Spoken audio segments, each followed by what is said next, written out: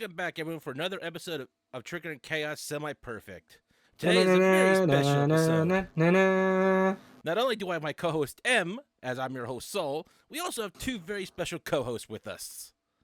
We have returning member Ice Yamamoto. What's up? And a former one from the previous show, we have CK. Hello, hello. So they'll be joining us on this grand adventure, a fantasy adventure. Is it a final one? Possibly. Get them, Torval. Ah! So yeah, we'll be covering the 16th. Well, not really the 16th. I think they're up to 100 Final Fantasy games? Well, that Something depends. Are we like counting that. sequels? This is just the numbered version. Yeah.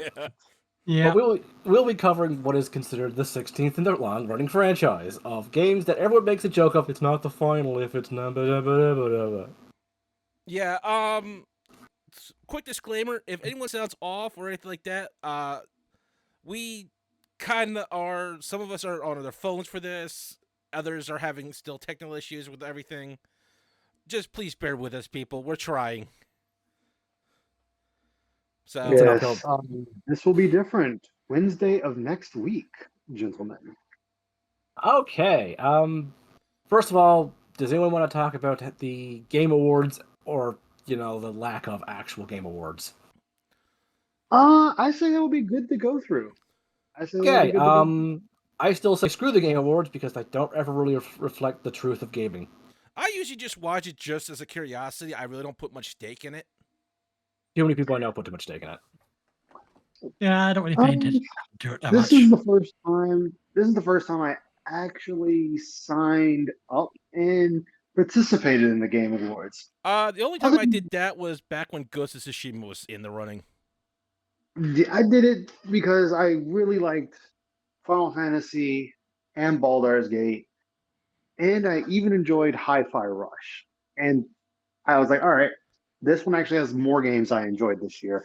So I'll fair participate. point. Hi-Fi Rush was a good pick. I got to give that one a nice one. Baldur's Gate 3 is a high one. Spider-Man 2 is a good game, but not Game of the Year.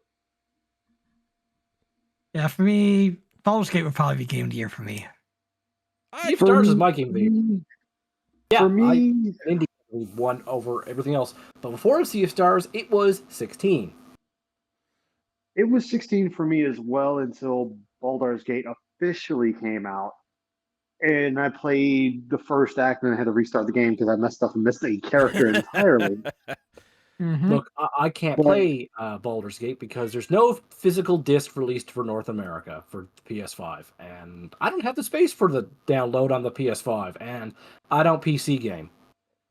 Yeah, that I find that kind of crappy. I want to say that's happened before. This isn't the first time. Japan has a PS5 released physically.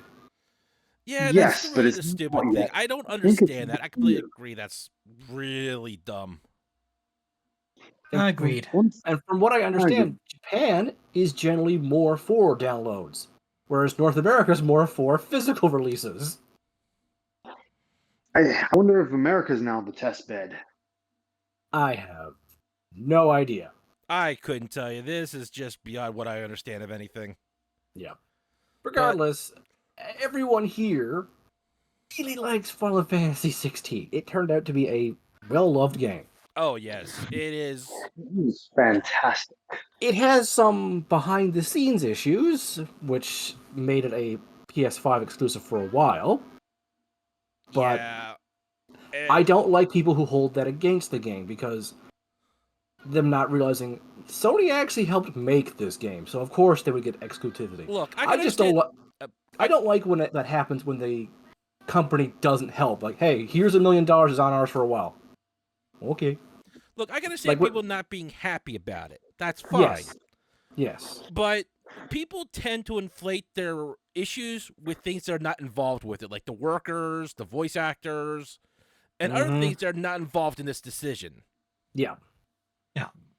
Some people blame Yoshi P for that, but that could be the decision out of his hands too.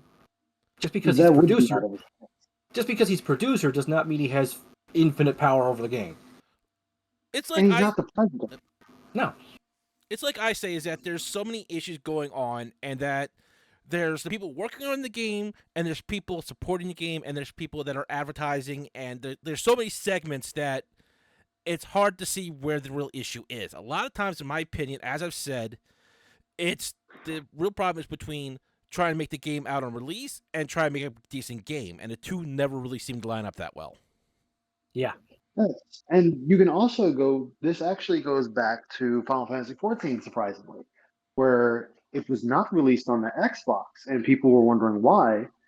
And then it came out that Xbox wanted people to not only have to pay for subscription to play 14, they Mhm. also had to pay for Xbox Live. And Yoshi they didn't want that. They also did not want crossplay with Sony. They were okay with crossplay between PC and Mac, but they vehemently were not okay with crossplay between Sony for a while. And they actually came out and asked Yoshi P, could you make a version without, or put the Sony in their own version? And he even said, no, everyone plays together. It makes the community stronger. He's right. And it Yeah.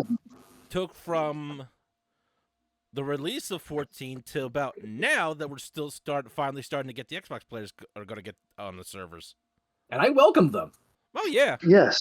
Yes. More That's sprouts. because the- More sprouts. that's because the Xbox themselves caved and decided, fine, we won't charge you for Xbox Live to play 14. Yeah. So there was back end deals that had to happen, and Yeah. I'll admit a lot of the player base, they get it wrong when they're like, oh, well, I hate company A because they didn't do the thing I want them to do, and it's like, well, there's a No. lot of legality that we don't know about. See, I may be upset that Microsoft didn't want share with Sony, but I understand why they would want that. It would mean they have less security issues too. Exactly. yeah. There's still- They They could have worded it that way, but they decided to word it as we don't want to play with Sony. yeah. There's always the misunderstanding of what is said, what is intended, what Yeah, they can announce to the public, what they're legally not allowed to. which comes back to 16, is they couldn't announce a lot of stuff about the game, and they were very hush-hush about it for a long time until they started releasing, honestly, I think some of the best trailers Square Enix has ever released for a game. I can agree with Yeah, that. I mean, even before the game's release, when they had Maximilian Dude from Twitch on, Oh, Dude. yeah. playing hands-on first, Yeah. they even had to make sure certain things were not shown when he was running to the Atlas. Well, we now know the Atlas fight. Yes. Yes.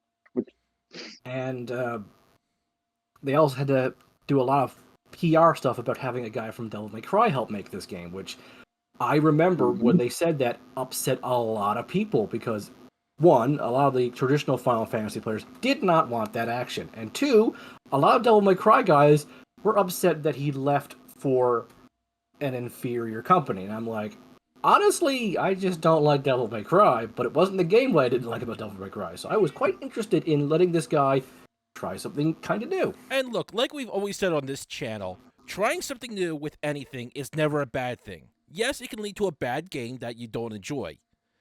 No one can deny that. But if they don't It can try, lead to a disaster. we're just Yeah. going to get the same thing over and over and over without any deviant variance to try that might make it more enjoyable. But that being said, Sakaguchi, the original creator of Final Fantasy, when asked how he felt about 16, said that it carried the tradition of Final Fantasy trying something radically different. And when you stop and think about it, a lot of Final Fantasy games are not as similar as we first think. Like going from 1 to 2, that was a major shift.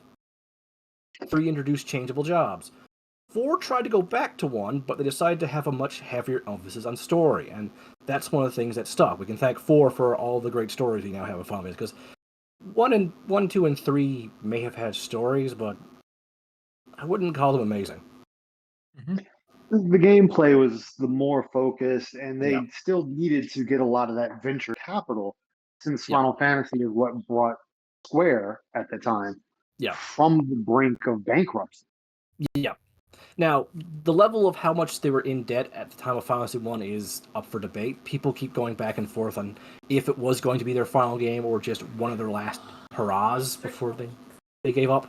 So, people saying it's called Final Fantasy because it's their not 100% true, but not 100% Yeah, false. It's mostly called Final Fantasy because the guy wanted to create fighting fantasy, then found out that's a board game, so he just wanted to keep the alliteration FF. So he went through an English so that's dictionary how we got and Final Fantasy. grabbed final. Hmm. Yeah. And then it felt appropriate after he found out what final meant. Like, this could be my final game. So, no, it wasn't. He went on and made 8 more. Yep. And now he's running his own company. And if you ever just want a feel-good story, just look up Sakaguchi and Yoshi P. Big Friends. It's adorable. It is. In fact, Sakaguchi was giving Yoshi P high praises for 14. Yeah, And they're trying to get Sakaguchi to do the next DLC. He does not want to be part of 14 because it will ruin the experience of discovering something new. I don't think so. I think it would work out if they do one. That's like, hey, this literally is all what he said, so I can't blame him for that. But you are right. He could still just do, like, I don't know, a raid series. Yeah, he could do a raid and that'd be fine. I mean, we had the Nier raid in 14, which was actually pretty fun. I don't think I will it's argue it 14. was probably the worst thing we've ever had in 14. I say it was pretty fun myself. I wouldn't say it's the worst. No, there's definitely been worse. No, raids. I would. It literally one of the reasons why Shadowbringers is not in my top 2 expansions. Well, that's Shadowbringers, but that everyone has their own. Anyway, we should so get back to focus on 16. Yeah, let's get back to 16. Da-da-da-da. Yeah. So. Oh, one more thing to add. Mhm. Talking about the Devil May Cry, the director that worked on the combat. When people were complaining about the direction that 16 chose, people seem to forget Final Fantasy went away from the turn-based a long time ago. Like, the last really, turn-based 10 was the last one. Yeah, which, in my opinion, is a terrible one to be your last turn-based, but it explains why turn-based died. Which one you say? 10. 10 and 10 2. 10, Final Fantasy 10. Yeah, the ATV one. Or not really ATV, that one. Actually, turn-based, but... Yeah. Yeah, no, I mean, it was actually pretty good. One of the best turn-based, in my opinion, but story-wise, it was pretty weak. I have to like Revolution. Yeah, I will say this: 10 at least still had a good soundtrack, but that's all the praise I will give 10. I'll actually give it praise that you could change characters in combat. I like that because if a particular character didn't fit the situation, you could swap them out. Now, of course, we all know Kamari, worst character, unless you started breaking into other sphere grids to make him useful. Yeah, but it was still interesting. But by that point, every character pretty much loses their unique abilities in 10 when you start breaking the sphere grid, and everyone just becomes homogenized. And I don't like pretty much they just become God at that point. I don't like homogenizing characters. I like characters having their own individuality in a RPG setting. Then you have a reason to keep said character. That's kind of what much as it's one of my favorites and my first Final Fantasy VII. That was also the biggest problem with 7. Every character could do everything. Yeah, their combat styles were different, but they could do everything. The only really difference they had was if something was out of range, only someone with a ranged weapon could hit them, and that's after a while you just you got the material that took care of that. Yeah. Well, the level breaks are different for character, though. Yeah, that's true. Yes, but somewhere not. And the core combat, though, everyone could be everything. Like if you wanted Cloud to be a healer, you can make Cloud a healer, even though Aerith was the better choice. But it didn't really matter because once she, gets you just threw all the healing on somebody else and they took over her role. Yeah. I mean, even if you look at the remake of 7, they literally make Barrett your tank healer. All his skills are geared towards soaking up damage and soaking up damage from everyone else. Yeah, and then you just give him auto cure, which he'll just start popping potions on himself, which is what you need for hard mode because you can't use your items. So you can't really control Barrett. You just leave him as the person that soaks up all the hits. Did we lose Soul? Soul?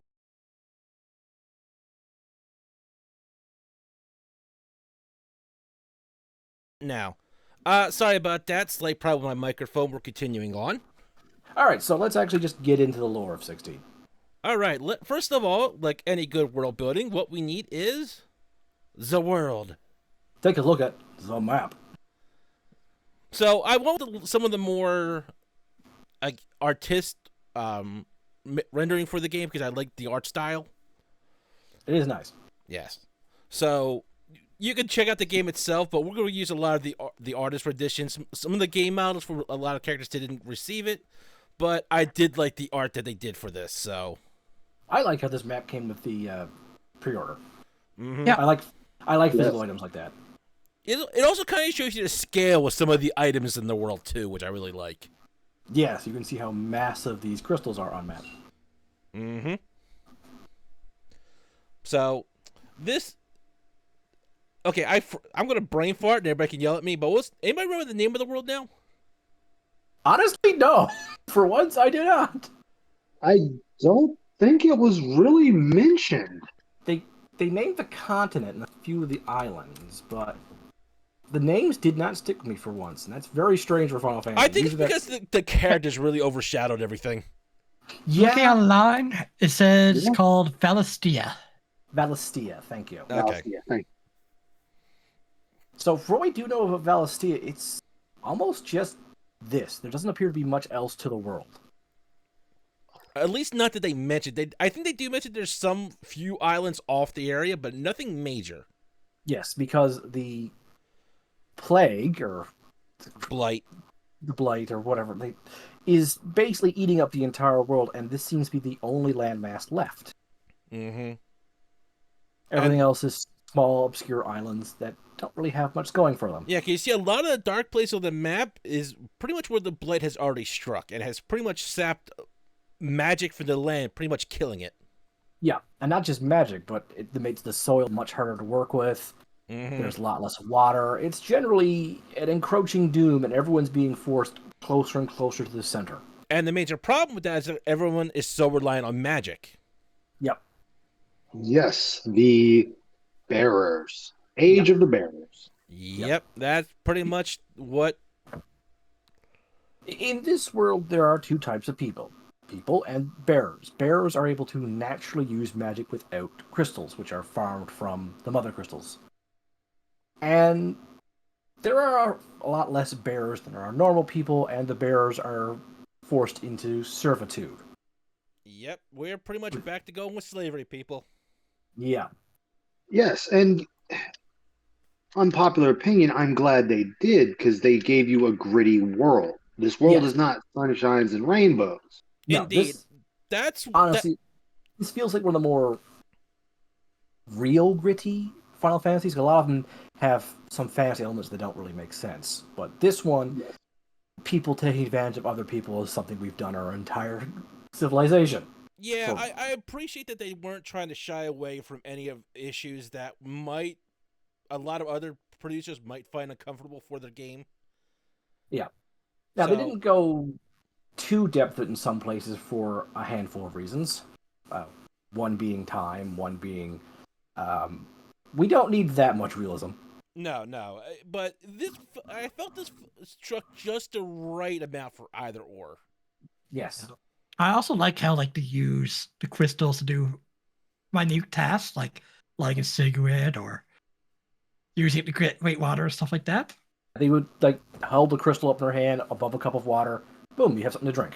Yeah, and that's what I like is that they were doing more with the world building on that end. Like they were showing you literally this society is dependent on this magic system. Even their wells aren't wells. They're just water buckets. They have a crystal above the well, leaking water into it. You dip your bucket in and fill it that way. So they don't even tap groundwater. Why would you when you can just buy a crystal for a few coins, hang it up above a bucket, and you're good? And it even shows early on that they're just using the bearers as just crystal proxies.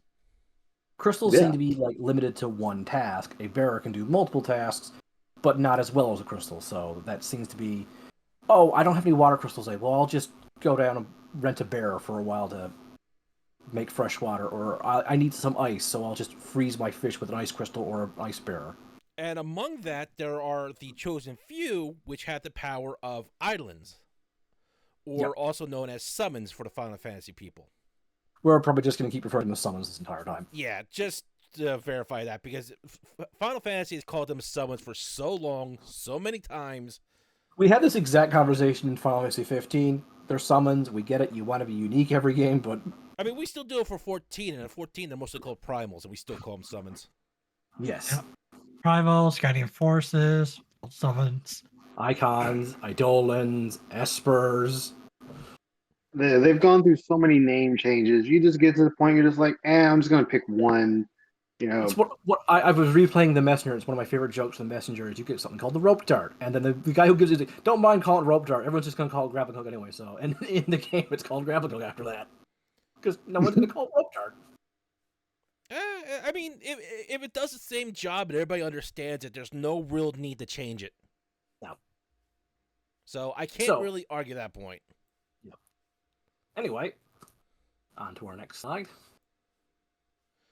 Just This is for the a size of a mother scope crystal. of how big a crystal can be,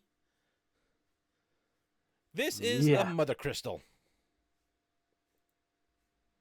It's That's- very big. That's an entire city around it. Mm-hmm. I want to mean, I say don't- that middle structure is probably the size of most skyscrapers. Yeah. These crystals should have their own gravitational force. Pretty much. they are massive. And they're in Yeah. key locations, which is important for later on. Yeah. Well, more likely, locations became key because they propped up around the crystal. I meant the crystal itself, I know. but that'll be a conversation for a little bit later. But these structures, as the masses understand it, are great sources of magic and the places of their motherland. They've We'll gone learn to later wars. on there's a more nefarious reason. Yeah, they've gone over wars to have the right to be near them, to protect them. Yeah. Because the way the blade is working is that the blade is coming towards the crystal, meaning that maybe the crystal is either delaying it, slowing it down, or preventing it from going right to the city. Mm-hmm. And to the masses, that's what they're led to believe. There's no middle ground on that. But, spoiler alert, no, they are draining the land to feed themselves. It's kind of a little convoluted what the crystals are doing, but there's always something in Final Fantasy games that's convoluted. Yes. I just like how they've kind of turned the crystals as a source of hope, flipped them right upside down. Yes, that I did enjoy for this game. It was a nice way to flip it on its head a little bit. Which definitely is something you can really only do if you've had a lot of times the crystals have been good. If game 2 the crystals were evil. I mean, 15 was kind of a toss-up in the air on that one. Mm. 13, I don't remember if it was or not. 13 crystals didn't really play a role. They were just kind of there. Okay. 12, there were no crystals. There were, you just didn't see them. Yeah, Was there any mention of And crystals in then- 10? Because I don't remember. I didn't get that far. not that I recall. Okay. I think the sphere system is their standing for crystals. Yeah, I think so. Probably. Okay. Like I said, I just didn't get far that one, but Mm. that's for some other time. So we'll move on a little bit. Now, remember how I mentioned that islands are a big part of all this? Oh yes, They And are reoccurring, summons that chosen few are able to transform into. They're not technically summoned, someone transforms into them, per se. Every generation there is one Garuda, one Ramu, one Titan, one Phoenix, one Icon. Shiva, one Odin, and there is the lost summon Leviathan, Mm-hmm. which pretty sure that's going to be the DLC we're getting. I would like an explanation where he kind of went off to, because a giant sea serpent is not something you easily lose. The reason why they don't have them is the people of this world are so inland into their continent that a sea god, it's not really useful for them. Fair point. Now, you might have noticed that we didn't mention Ifrit. Despite the fact he's on the box. Yeah. Ifrit is kind of a wild card in all this. There's only supposed to be one primal or one icon or one summon to each element. Phoenix is the representative of fire. Ifrit's also fire. So when Ifrit showed up, that threw a lot of unknown things into mass confusion, Mm-hmm. especially for Yes, a 'cause main character. why is there two icons of fire? Yeah. It also raised the question: are there others that we just are not aware of? They asked that once and then never bring it up ever again. Yeah, I know that was really weird. Because I was like, okay, we've had multiple lightning ones before. We could have Quetzalcoatl / Quetzalcoatl or Ixion return but we haven't had that many ice ones. We haven't had that many earth ones. No, but at the same, I guess you could count the Mist Dragon as ice. maybe, but it just throws a lot of the world into question. But they don't question that. That is legitimately one of my problems with it. But when we find out what Ifrit is, that problem goes away. Mm-hmm. You gonna say it something? kind of I was going to say Mist Dragon's also considered a holy element. Really? Yeah, in Final Fantasy IV, depending upon which version you have, it's a holy element. Huh. I would have gone ice first, but all right then. I want to go water or ice, really, but Well, in 4, water and ice are the same element, fair enough. like most Final Fantasy games. You gonna say something, guys? I was just gonna say that the way they decided to do it, I found that interesting Yes. because it's a different take on something that's been done. Yeah. Mm-hmm. And I like that. This is a different way of using the summons and using them as a propaganda for war. These titans have been, as of recently, been colliding with each other for their nation's sake. Every nation had one. You would use that to either protect your crystal or invade to take another crystal. In fact, that's one of the opening scenes is that two titans, well, I shouldn't say two titans, two summons are basically going to war. Yeah. Yes. And then you see the chaos that presents to the common soldiers down on the ground, and I love that scene. Yes. When you have a kaiju leading your army, the kaiju's not going to watch where it's stepping. No. Not only that, it reminds me of the anime. It's an older anime, Chrome Shell Regios, Yes! where they had certain resources and they would go to war with each other for the other's resource. I love that anime. I'll have to look it up later. But I think we should get on to our main character. Okay. Just a moment. Clive Rossfield, who I love this character. Yeah, I gotta say, between having 15 and 16, having back-to-back main characters, I can go, yeah, I can respect this guy, and I can see why people follow you. It's really nice, because I love his outfits, too. A lot of games, franchises I have, I enjoy, tend to have new main characters that aren't anywhere near as likable as the last guy, but honestly, yeah, I love Clive. Yeah, I think he's one of the better Final Fantasy main characters in the series. He is. Like, they took time with him. They made sure to build him and get you to like him. I'm not going to sit here and crap on Noctis. Like, he's not one of my go-to Final Fantasy heroes or MCs, but Clive is the better one out of the last recent games. I can agree to that. Yeah. Yep. I mean, comparing him to Noctis and, well, you can't, the Warrior of Light's a whole different kettle of fish from 14, but Noctis and Lightning, he certainly comes off as the more likable of the three. And the thing is, it's not because he's like all sparkling rainbows and sunshine about his life. He is very, I call it realistic about his situation and things. Yeah. Yes, he goes through a lot of emotions, and we understand where he's at each point in the story. And he comes off more of a human over all the other heroes at this point, up to this point in Final Fantasy. As you said, we're not going to count the Warrior of Light because technically that's Final Fantasy 1. We're just, hey, this is you. You are this that was in the very first game. But I would even go further to 12 and 9, 8 and 7. I'd even go that far back. Like, we all had characters we liked up in these other Final Fantasy titles, but 5 really stands out as a main character, and that's even including the remakes of like 7, where characters have been way more fleshed out.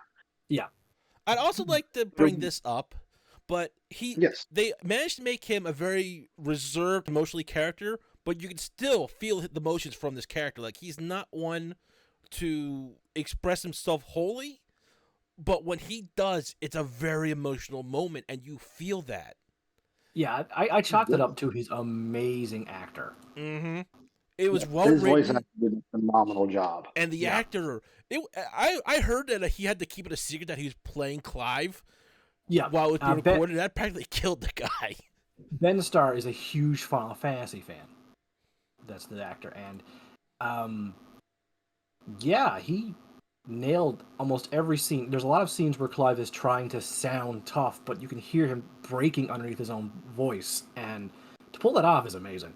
And like I said, they're smaller moments where he's pretty much just holding it in, and like you realize he's holding it in, but he's still human, but he's reserved, and it's very hard to do that, in my opinion.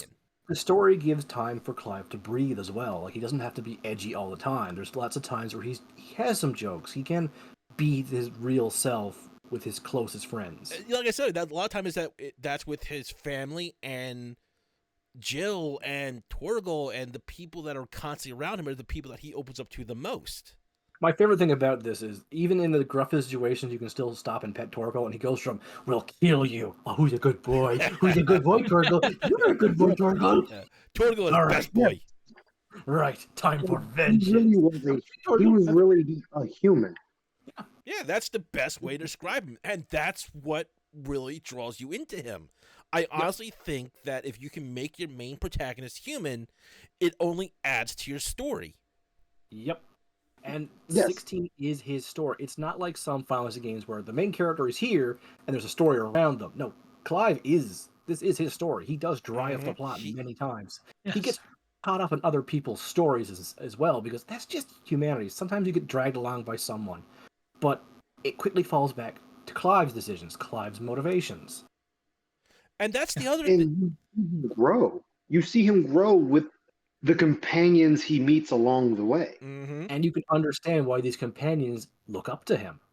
And the other thing is that he is drawn into other people's stories, and their stories still flourish. He adds to their story, but he's still the main part of his story in the world. He doesn't overshadow. He doesn't fall back. He's right where he needs to be. Yes. And sometimes that's hard to write for people, because you always have your main character, and sometimes you feel sometimes he's underwritten, that he's no longer prevalent, or that he's not involved enough in that part of the story that it feels like he's not needed at all. And that's Yeah, and I didn't feel that with this. because the way the world is written is that, yes, he's a powerful character, but there are other powerful characters that either challenge him or sometimes even overshadow him to make a point to the story. We'll talk even about someone like after that later on. And even after he becomes the de facto leader of his organization, he still stops and listens to people around him, which is a very realistic thing to do. He doesn't have all the answers, and he admits many times that he is just finding his way through the dark. In fact, one of my favorite cutscenes with him is when he's talking to kids and teaching them how to rebuild that scale. Oh yeah, that was Yes.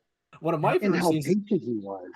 Yeah, one of my favorite scenes is finding out how terrible an actor he is when he has to play a mercenary guy. No, a merchant. Just play a merchant. Well, and even though he used to be in stage plays, as you see when it's him talking to his uncle. Yeah, but it definitely feels that he cannot on the spot act. He just needs a script. Yeah. But He's it a all, scripted actor. it all Yeah. adds into him being the one prime thing, being human. Yep. And it's just a phenomenal thing with him that I got to applaud the writers and the actors for all of this. Yeah. Now, Clive is the only character we get to play as of right now. We don't know if the DLC will change that. I, honest to God, hope it does. Now, Well, I would say for the majority of the game, which is 97% of it, yes, you only play as Clive, but there is... Yeah, there's one character we do play as temporarily, but I barely count that as anything more than as flavor text. Yeah. Pretty much. Yeah. because we don't get to influence that character's play style. Now, I do also want to point out that Clive is very well designed for this spot he plays as. Yeah. I love his suits, his armor, his weapons. His overall design feels very well done for a hero for this game. Yeah, it is also fairly realistically designed armor in places for him. In fact, In his places. sword was so well designed, some people thought it was an actual medieval sword. It was on display Yes. with medieval weapons in a London museum, and a lot of people would not have known it without the Final Fantasy 16 banner behind it. Mm-hmm. Because he has what I would consider like Good job with that. a royal or a noble sword. It's functional, but it's got flair to it. Mm-hmm. Also, his combat style is one-handed sword, free hand to cast spells. He's a very magic knight kind of thing, and it flows. His magic is not devastating generally, but it's really great for mix-ups and for distractions to get you close. The combat system is, I'll say it now, is where I kind of find the weak link to this a little bit. Mm-hmm. It's Yeah. not Well, not and that was because you really think about it. He's designed the combat of Clive was kind of mimicking Dante. Yes. Dante, yes, uses a two-handed sword, even though he uses various weapons, but his main is the sword. But then he has his gunplay. So Clive has his sword, and then the magic is the gunplay of the game. Pretty Yeah. much, yeah. I find that because he only really has those two options, the combat felt a little bit limited, in my opinion. Yeah. When you're playing a long game, the combat gets a little bit repetitive. Yeah, that's kind of one of the And- reasons why I wish we had other characters play as. Yeah, there's two options: play as other characters with different play styles, or give Clive some different weapons, or actually a Yeah. third option, maybe some different styles. Maybe we Ye- could have elemental styles. When we do get other abilities throughout the game, you quickly find what's most comfortable for you, and you don't really experiment. Like, Clive's ability is to copy or steal an icon's a primal, a summon's powers. And once I had Bahamut's, I didn't need anyone else's. None of them else's felt as comfortable for my style of gameplay. So Yeah. I stuck mostly to base Phoenix powers, Bahamut, and then I switched back and forth between Shiva and Odin. I kind Yeah. of like both, but I just mostly stuck in Bahamut mode the entire time. But I shooting mean, fireballs. another thing they could have done was with the basic shots from the elementals, more than just having them be a different element, have them act different. Like Titans could have been a bit more powerful but slower. Yeah, Or Remu's maybe with a really- Yeah, shotgun. I didn't care for Titan being really just defensive. It was just mainly Yeah. defensive abilities. I mean, it makes sense, but the gameplay doesn't reward a defensive style, I find. It rewards you for dodging, weaving, and getting close. You don't really want to plant your feet and let them come to you. Yeah. That gives you too much of a But I'm disadvantage. talking I about like found. just a simple Well, shot. Like when you had Phoenix, you were just shooting one fireball. It was your basic fireball. With Titan, you were just shooting a rock, but you could have made it like you charge up for a bigger rock or like a shotgun. You could add a little bit of variance Well, between the different simple shots between the summons. a couple other things too. Like when you get these abilities from summons and that, you only really get like 3 abilities to slot in. Yeah. Maybe they add something else to it, like maybe some extra combos based on these Mm. summons that you get acquire or abilities. That could have changed things up a bit. There is one Yeah. good thing I found about the leveling and skill mechanic in this game is that you can reset it anytime you want without any punishment. I hate when games do not let me experiment with stuff like, oh, sure, you can make a build, but you need to go to this specific NPC with a specific item to reset yourself. No, if at any point you felt like investing all your points into Garuda was a mistake, you can undo that. No punishment. That's a good point. Though at the same time, I feel the builds were very limited because of those 3 slots. Yeah, they were very limited because of 3 slots. but Yeah, at the least- slotting was the limiting factor, but the exploration allowed you to reset and try new things is where it shined. Yeah. Good idea, not the greatest execution, I think is the best way of putting Clive's Yeah, level 3. I think it is. I think the execution is where it fell short. Yeah. But they also did want to make a game very accessible to a lot of players, which I'm pretty sure they did. It is good for newer players, but I felt it was a bit too easy. Yeah, Yeah, it that definitely was Like, the was. other thing. they should have allowed like a hard mode from the start. Yeah, that's what I was going to ask you guys because mode. I didn't get to that yet. I know Ice tried into it. I know M stepped into the hard mode. I'm not sure if CK did, but is the I got up and I just defeated Garuda. is hard mode actually that much harder, or is it just No. like Certain bosses are harder because they hit like trucks, so you'll pop a potion more frequent than normal, or you'll end up relying a lot more on your. I don't want to spoil anything until you get to that point in this, but I'll say your engaged form is you'll be popping that a lot more than you normally would. so? It sounds to me it's kind of like Dark Souls, where you get to the next difficulty, the little guys are not going to be that big of trouble, but the bosses are where it's going to hit you harder. Yeah, but they don't. The bosses don't change up that much of the mechanics. So if you still remember how to dodge and weave certain things, just because they hit her, it doesn't feel that much hurt. They don't really get new AI or new tricks. A few of them I think did, but I also didn't get much further in Garuda because I actually found myself kind of underwhelmed. Yeah, that's kind of why I didn't, because I kind of wanted to go back to it where it would feel fresher and I wouldn't kind of feel burned out after just playing the game all that much. Yeah, that's my plan for Yeah, that. and I'm starting to experiment more. You don't get any new abilities, which it saddens me. I'm like, okay, you could have given me, like, say, the fireball. Give me a chance to now upgrade that to say, Fire 2 or Fire 3, so it's a Yeah. bigger ball instead of Yeah. the charge shot. I mean, the only thing I know of is that your equipment gets upgraded to deal with the higher levels, but that's about it as far as I know. That It just feels like does. a telephone, and it's not that much. Yeah, I mean, the hardest weapon in the game to make, I won't say the name of it, but you have to wait till you're almost done with the game again to have all the components to make this OP sword. Yep. Going back to a previous point about an offensive style, I think an offensive style would work if the difficulty was higher. Because as it is, enemies don't attack not as often enough. Really No. utilize it. No. Yeah. That's why I'm saying the game doesn't reward you for a defensive style because there's no reason to be defensive. No, you literally can just mash the button. Yeah, the And closest you'll is get to the Titan. most That's important. pretty much just Yeah. hold charge and counter. Yep. Yeah. So, but let's move on a little bit because now this is one of my favorite designs of Ifrit. I will wholeheartedly admit that. As much as I That like a lot of is the best design. I will say this: I loved 15 a lot more than most people did, but 15 had the worst Ifrit. This is definitely the best Ifrit. Oh yeah. Well, This- so Okay, there's one thing I did want to mention about Clive beforehand.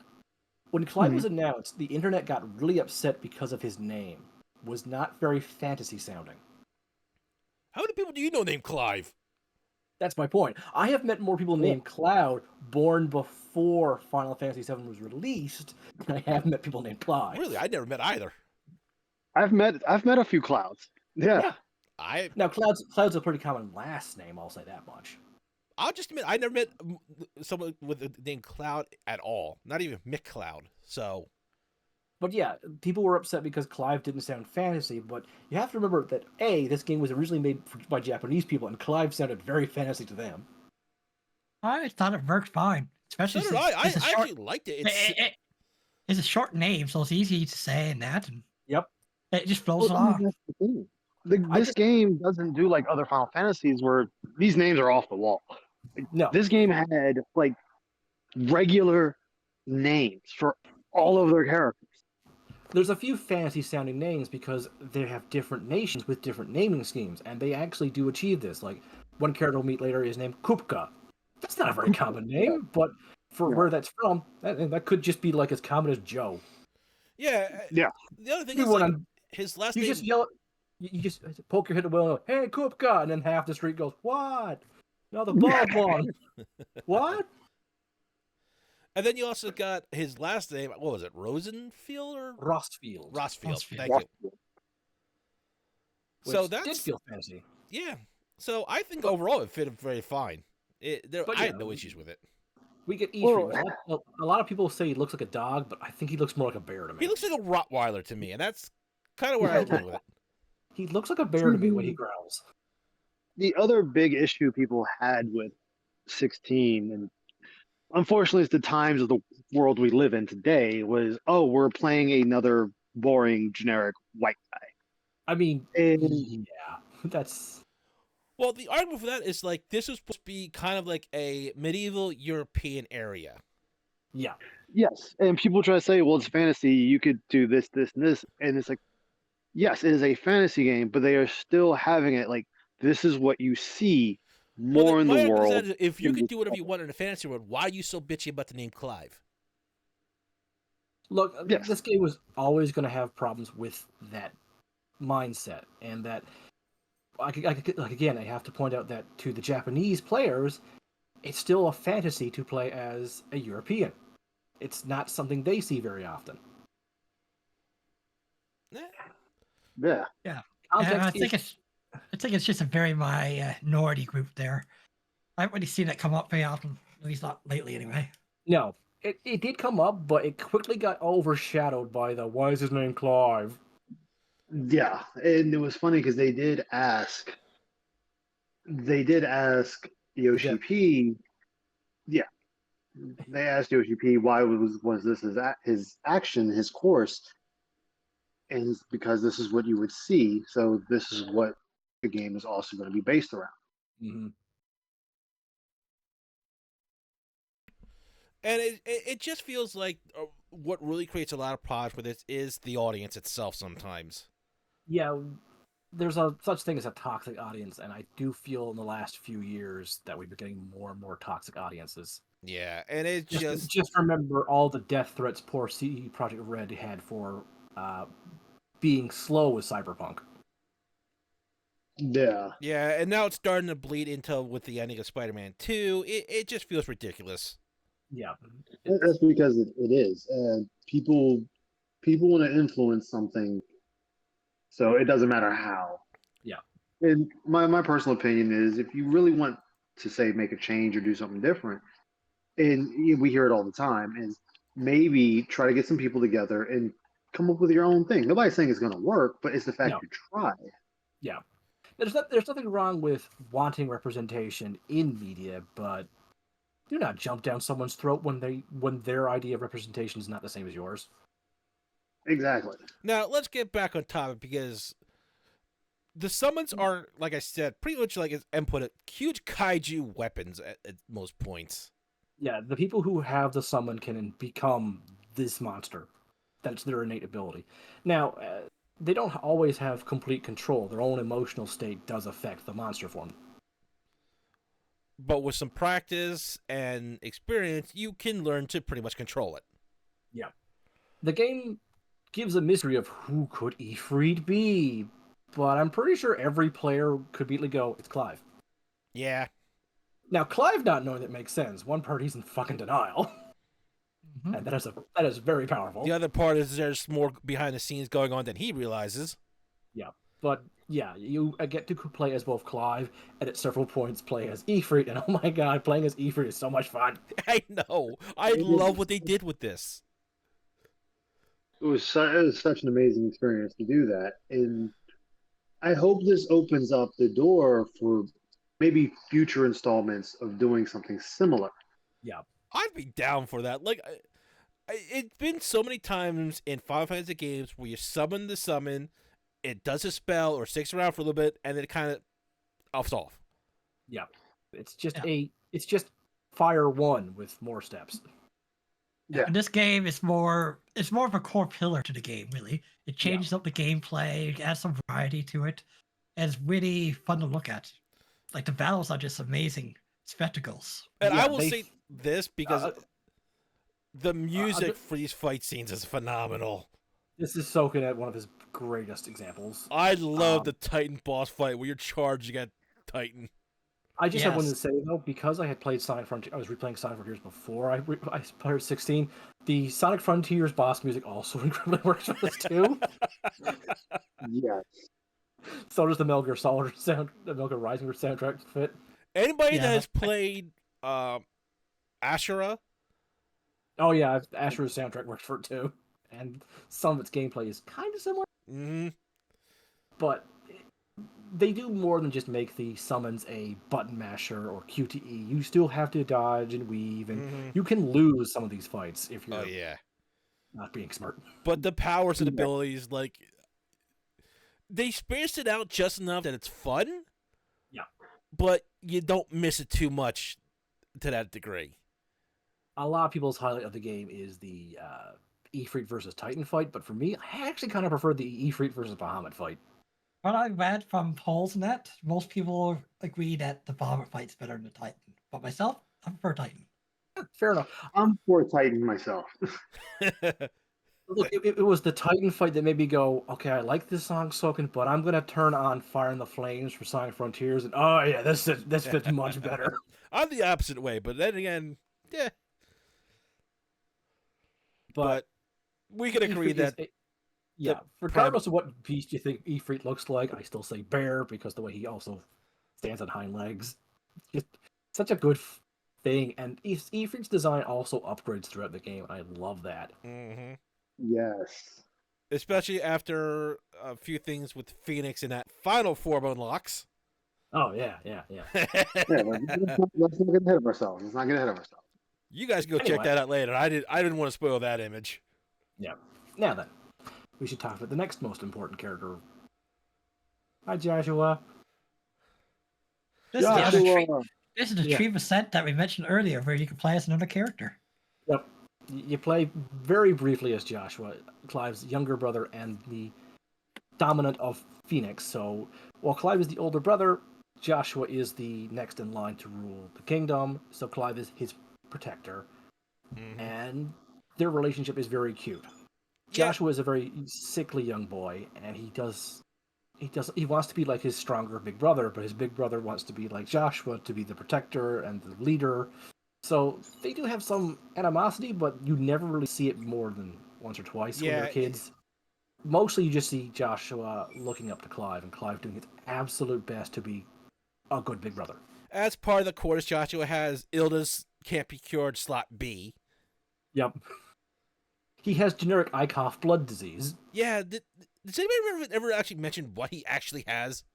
I just took his tuberculosis and left it at that. I just assumed go ahead, Ice. Oh, no, right. Okay. I just assumed that it was because of having the power to Phoenix. If he's used it sometimes in his youth, then it might have started to get that sickness that the bears get after the overuse of powers. Yeah, he might have developed that early on. Possible. I still just think it's just tuberculosis because if it's going for that fantasy era time, tuberculosis was extremely common then. Might be a combination of the two of it. Possible. Or he might just have too much smoke in his lungs from being a phoenix. Yeah. What were you gonna say, Ice? Oh, I was gonna say, they never did officially say what it was. It's just he is, like you said, the generic terminally ill sibling, and you don't even know what it is. It's just like, okay, this is the thing. Have fun. It's just one of those little things that's like, you could at least tell us it's some sickness in the land rather than just have us keep guessing. Like, you could have made it up and I still would have gone along with it. It's not a huge deal, but just one of those little minor ticks I have with this. He has bonus eruptus, where the skeleton tries to leap out of the mouth and escape the body. Well, he's very good at holding that in. But, yeah, he, along with Clive, he feels, again, very human. Yeah. His concerns are what you'd expect of a kid's concerns. And when you see him again, when spoiler, there's a time skip a couple times in this game. Even after he grows up, his thoughts are still trying to help his brother and the world around him. Yep. Once he realizes the greater threat, that becomes his focus. Mm-hmm. Because somewhere during the early part of the game, their kingdom or their continent or whatever you want to call it pretty much falls. Their kingdom falls to the nearby empire because of a character we'll discuss in a minute. Mm-hmm. God, I want to strangle her. Yeah, let's wait for that. So, he really is a very sympathetic man, and he learned that from both his father and his brother. And their father had terrible taste in women. Yeah, but at the same time, his father did believe that both bearers and non-bearers are equal. He tried to treat everyone fairly, Yes, despite he did. despite how the world told him no, that's not how things are supposed to work. Mm-mm. He decided that's how he wanted it to work for his kingdom. And mind you, we'll get in that. We'll get that in a minute. I'll hold that idea. Yeah. And Joshua really picked up on that. He valued the ideas of both his father and his brother. He idolized his brother, but he understood to listen to the advice of his father. Yes. It was actually what was a heartwarming thing. It's in the beginning of the game. It's not even a spoiler because the demo you were allowed to play it very early on. Mhm. And that was when you were in your father's chambers and he looks at you and he goes, "You don't have to say my title. You know who isn't here." Yeah, I love that little touch. Oh, I love it when he sends him off to do a quest to deal with Beastmen, and Yeah. is like, Yeah. "Go do the quest to shut your mother up." Hopefully, this will make her Prove to listen. you're ready. Yeah, it's like just do this to prove to her you're ready. I always got the feeling this was a marriage of Political. Yeah, it Yes. definitely was a political marriage. Yes. like I get 'Cause the feeling he cared for her, but it in the sense that you would care for a friend or not want someone to die that's standing next to you. Unless she really morphed overnight into that bitch. But yeah, Joshua changed the Phoenix because I liked Phoenix's design in this game too. Yeah, 1 second. You do get to play as Phoenix for a few brief moments as well, but it's not as much fun as playing as Ifrit. It's more of a lame Star Fox clone. Yeah, only because the thing is, I can kind of understand it because of, well, it's a bird. It doesn't have hands really, and all it's got is claws it would have to swoop in with. Yep. So the combat is limited by design, but it never felt overly dragged out, in my opinion. No. And there is one thing I'd like to point out with that too,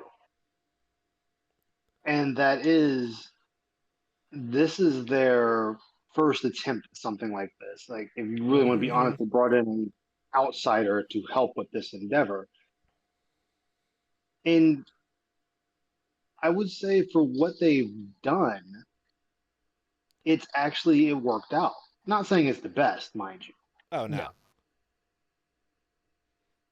But they had to work within certain limits. They were trying to make it both fantasy and realistic to what this creature could do.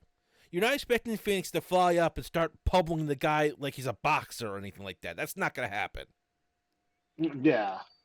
So they tried to work within limits, and Phoenix being a flyer and shooting, well, basically lock-on missiles, really, made a lot of sense. And like I said, it was few and in between and never felt like it overstayed its welcome to me. I mean, it could if it was like really unfair to you at some points, which I felt it did. But once you got past it, you were just fine with it. Yeah, you just accepted it for what it is, and it was fine. So, I mean, as far as I can remember, it only happened like, what, 3 times? Yeah. Yeah, it was like 3. So So, it added some variety to it instead of going Yeah. back to oh Ethan. yeah, most definitely. It just added spots of variety that it didn't make you feel like you're changing too many times, but it gave you something different to battle with. Yes. Yeah. So, let's move on. This is their father. Lord Rossfield. Yes. Yes. Lord Rossfield. Elwyn Rossfield. Yep. Now, this is a man I could get behind and I would follow. Yeah, he's also very much the kind of leader of, okay, my army's going to the front line, well, I better go with them. Mm-hmm. And he doesn't also sit found Torgal and brought him back to be taken care of. Yep. Like, how many kings Yes. can you say would do that? That puppy is following us. Well, then bring it home, Captain. Oh, okay. And he's a very sympathetic man, but at the same time, he understands his position that he has to be firm in some situations. Yeah. He does what he can to change the system, but he is limited by, if I do too much, my entire nation will rebel against me. He's understanding the point that trying to force too much change will cause things to collapse. Yeah. Mhm. And if things Yeah. collapse, nobody wins. Yeah, it makes things worse if there's complete anarchy. And especially with his head captain and his sons and really his brother, who we'll get to Yeah. later, he treats them as equals despite his position of technically above them all. Yep. And the people below him he treats as, well, more servants than slaves. And there's a huge difference in that.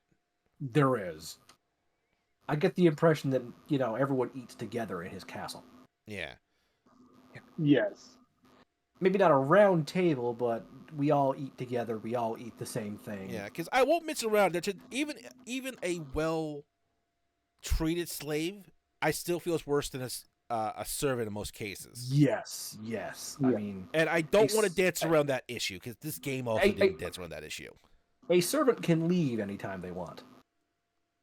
It may not be the best choice for their life, but they can quit Mm-hmm. and walk out that door. A slave doesn't get that option. No matter how well treated they are, they don't have freedom. Which, yeah, Hence the term slave. yeah. Yeah. So, like I said, He I don't does- want to dance around that issue, because, like I said, this game doesn't either. No, there are still bearers in his court.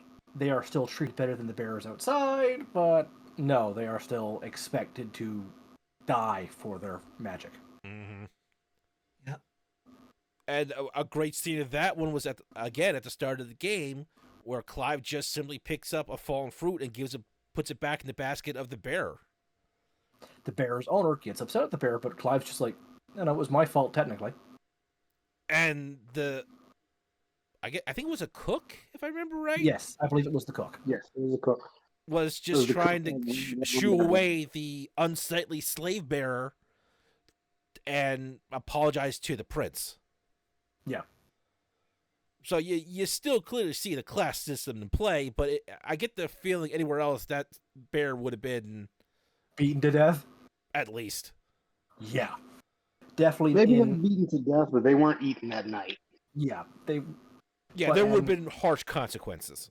But, Yeah. okay. There probably would have been more harsher consequences if his mother was around too. Oh, yeah, God, she- yes.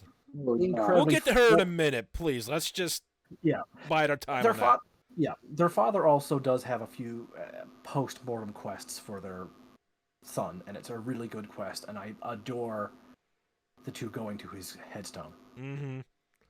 Yes. I also appreciate that he was so liked by his people that the people buried him with a headstone. Yeah. Because they could have Again, just yeah. left him wherever he fell and been done with it. Yep. Yeah. Even the bearers after his passing were still loyal to him. Mm-hmm. Yep.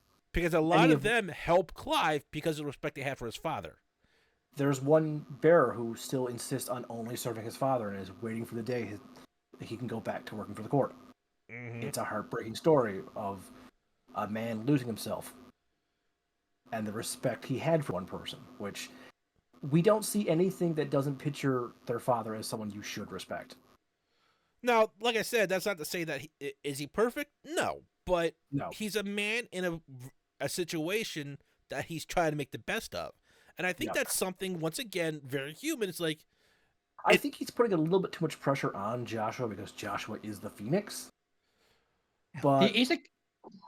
Go ahead. he's definitely not putting his son to fight Cell levels of pressure. Yeah. He's a good man in an imperfect world. well, the other thing Yes. is that I will mention that every ruler except for him was the bearer of Phoenix. He was not chosen by the Phoenix either. Yeah, so His he does older- feel like he has to step up and be a better man. Mm-hmm. It's a And- good motivation. So he's kind of in a terrible situation all around, and he's literally trying to make the best of it. And once Mhm. again, that feels very human. To be put in a situation where you feel like no matter what choice you make, you have to try and get the best outcome. And that's not always as easy as some people would like to think. Mm-mm. So I appreciate the writing for this guy.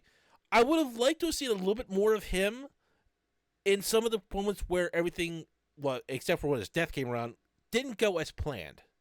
Mhm. Because I think it would have made him more human and added more to his character. But as they had it with it, they had the main character and a whole other story to go with. I think he's well written and well rounded for what we have of him. Did he also go to war with the Iron Kingdom at one point? But like Yeah. not shown, but They were invading his land, technically. yeah, like I think they originally had a crystal and then the Iron Kingdom took it. Yes, they took the crystal from. They were trying to get it back from. Yeah, they took over a stronghold where the crystal was located, and they were going to ask the Phoenix and the ancestors before going to war, as is their custom. Yeah, I just try to remember if it was him Yeah, you were that right. had the crystal at it, or if it was his father or ancestor that lost it. I believe it was his father who lost it. I believe. Regardless So of that- anything, at the start of the story, they don't have it. Yeah. And so, but they're like I sure. said, But they are sure they will get it back. and like I said, it's part of him. It shows that he respects his traditions, but he's not afraid to look for other solutions as well. Mm-mm. Because he understands that his son is sick, but he also understands that his son has a duty as the bearer of Phoenix. Yeah. So- they can't go to war without Phoenix, both in the sense of strategic might Phoenix gives, and the having Phoenix is such a morale booster for his people that to try and hold Phoenix back would do more harm. And he's also not he also realized that his son is basically, I think, what 13? I want to say at that point in the game, Joshua was 9. Yeah, I think Clive is 13, 14. I'm terrible with ages as it is with telling by looking at someone, and sometimes with Look- games like this, it's not the easiest thing. Lucky Online, his age was 10 in the prologue. Okay. Middle ground. Okay, I'll work that. Clive was 15. Okay, I was right about the general gap. between Yeah. them. Okay, I was off by a little bit, but not too terribly. Just remember the phrase, I will fucking kill you. Yeah. But let's move on a little bit to this bitch. Boo head. Ah, yes. You know what, though? You know what? I like her. I like her for one reason. She was so well written Oh that yeah. Oh, everyone hated her. Oh yeah, Yeah. I won't argue Yeah. how well written she is. I'll And just how argue I well didn't like her. acted she Period. is. Yeah, her acting is also fantastic as Queen Bitch. Mhm. Yeah, like they did an amazing job. Like they picked the right person. To Now, make us all hate her. now let's be clear. This Yeah. has nothing to do with the actor or some background thing that happened. No, this is the character that we're talking about. Yeah. Yep. Yeah. This is Clive and Joshua's mother and backstabber extraordinaire. Oh yeah, things really went to hell because of her. Literally. Yeah, this is The Annabelle, worst was it? mother. Yeah, Annabelle. The Yeah. worst mother of the year. No, yeah, definitely. Yeah. She sells out her kingdom to become the next door neighbor emperor's wife, promising them the phoenix, but because the backstabbing gets the phoenix killed, she's upset that she lost her precious phoenix, but she makes the emperor a new kid, and oh my god, she is just so terrible. She hates Clive because I gave birth to him and he didn't have the phoenix, so I didn't do a good job and he's to blame. And yet Clive is such a well-respected soldier and liked by his fellow soldiers, and pretty much at age 13 was taking on the head captain in combat. He's 15. He's sparring on pretty well terms with the head captain, the best fighter of the nation. It's heavily implied that only the head captain can spar with him now. Everyone else just kind of gets their ass handed by Clive. Clive can lead the men. The men love and respect him. And- Why don't the men love and respect me? I'm the Duchess. And Clive doesn't have a big head about it. He still sees himself as a basic grunt trying to help the kingdom.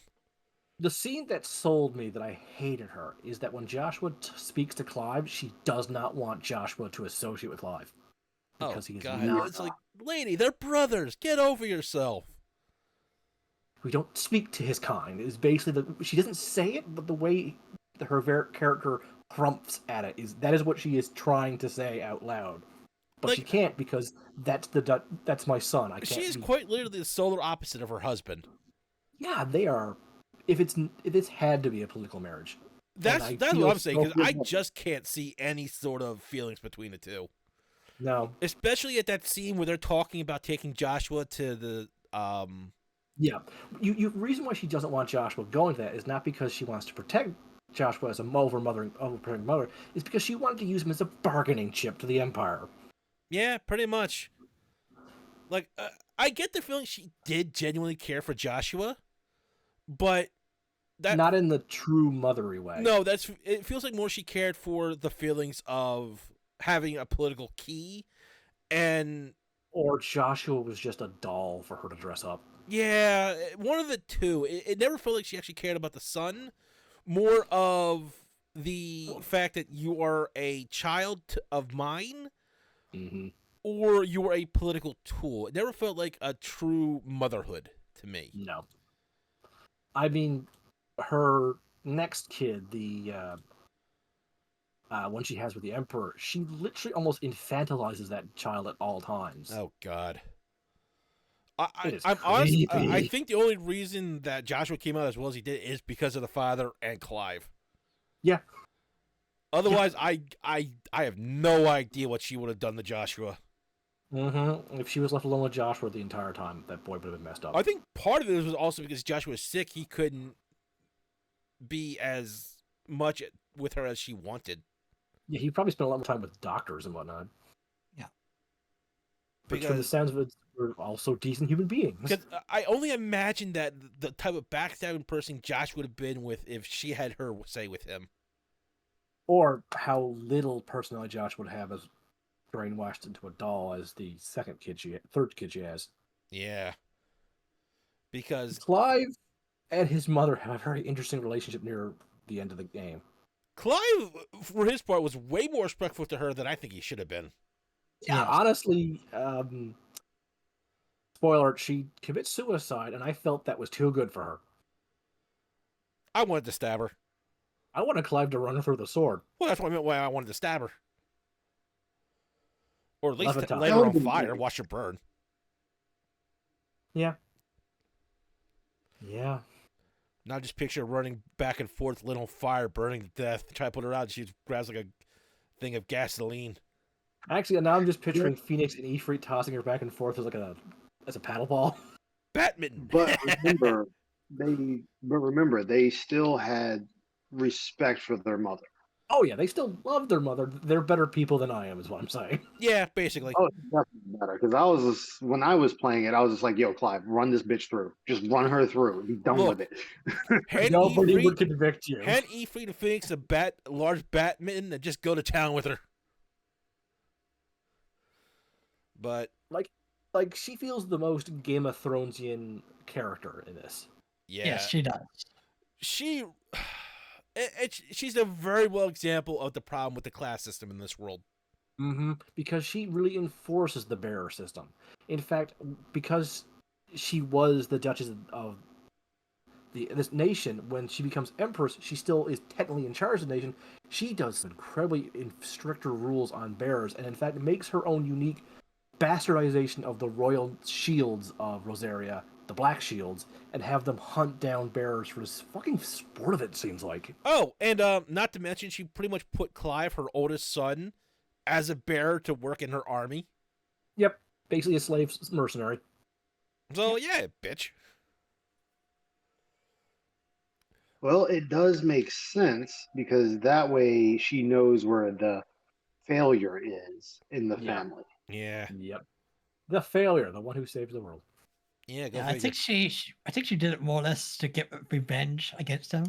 Yeah. Because Yeah. originally she planned for Joshua to live, Yeah, and Clive to die. and Clive to die, but it was the other way around. So to get back at that, he sold him to slavery, basically. Yeah, Yep. it also felt like somewhat a little bit like she wanted another tool to have. Honestly, no. the way she kind of threw him to the army, he's the army's now. She doesn't care or monitor him in the slightest. Yeah, good point. Remember that she sat there and told the guy, you know, he's a bearer, so he'll be good in the army. That's it. As the Even though that, she should Yeah, that is you're the right. That's that is the largest praise she gave her son.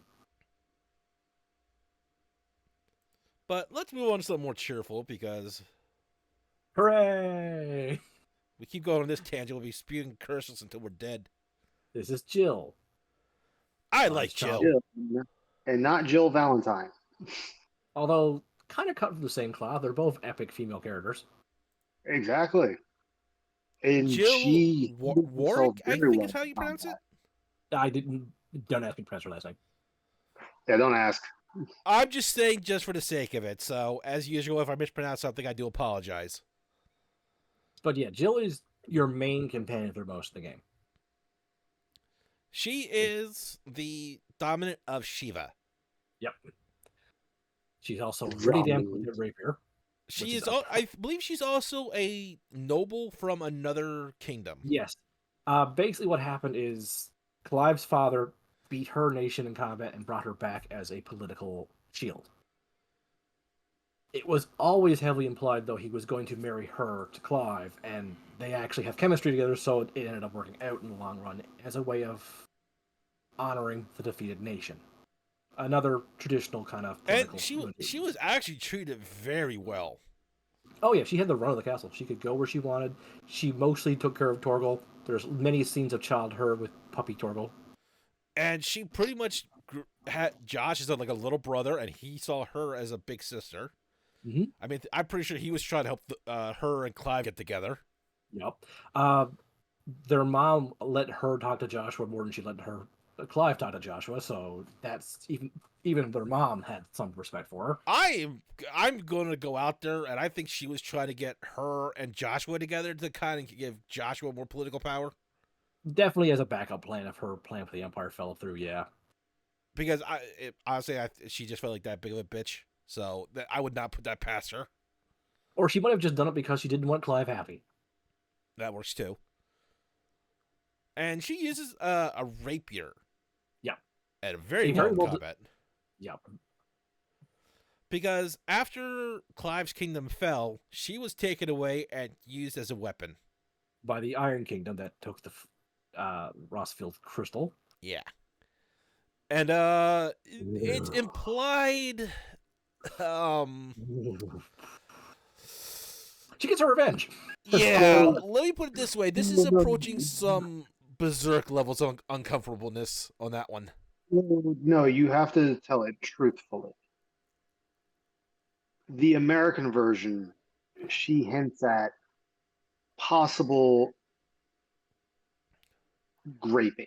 Yeah. In the Japanese version, she out and outright says there was graping. Yeah.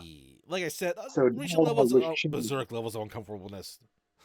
Yeah. Yeah, at least she didn't get it by a demon who was your best friend. Yeah, Yeah. let's not discuss that because we're gonna go. This might get taken down, too deeply about that kind of stuff. Look, there's It's reasons why I just- left images out of the berserk episode.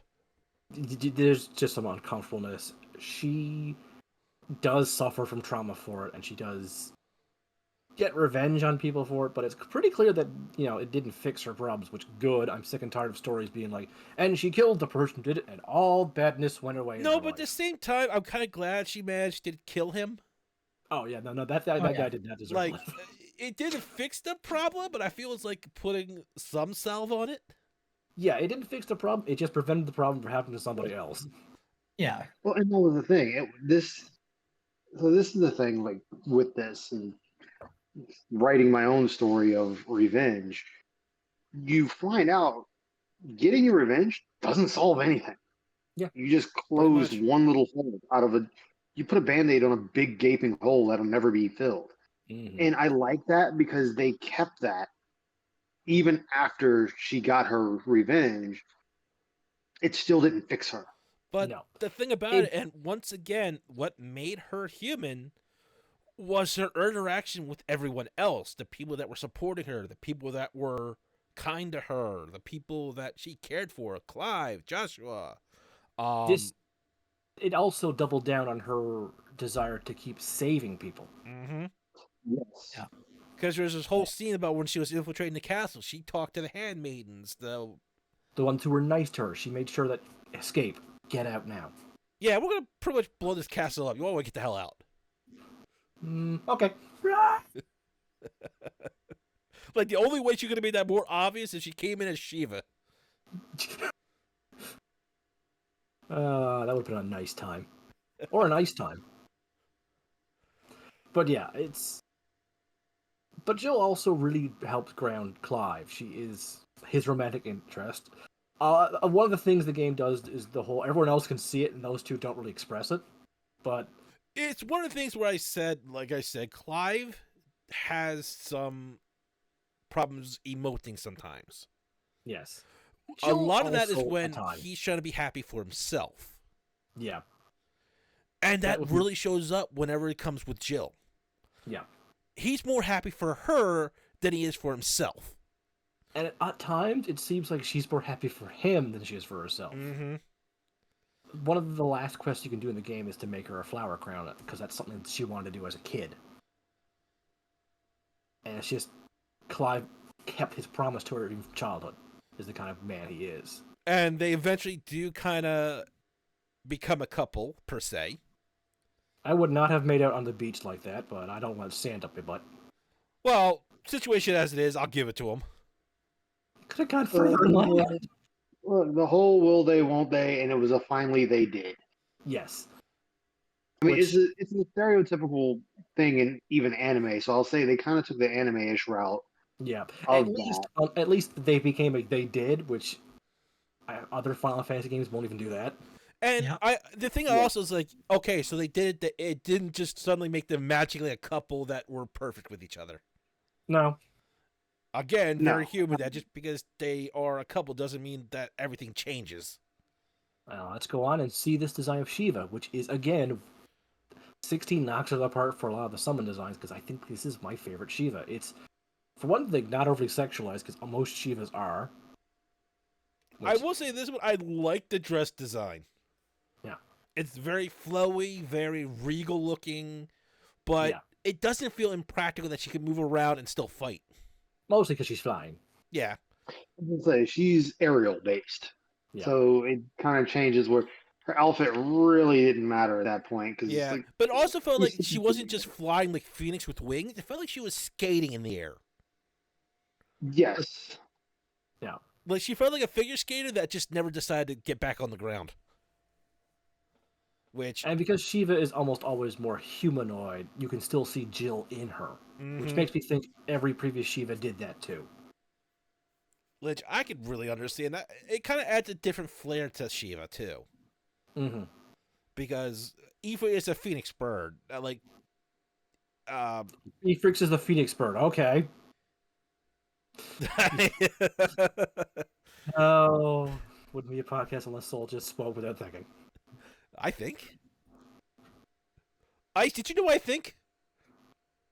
I heard it was a dangerous thing. Sometimes you shouldn't.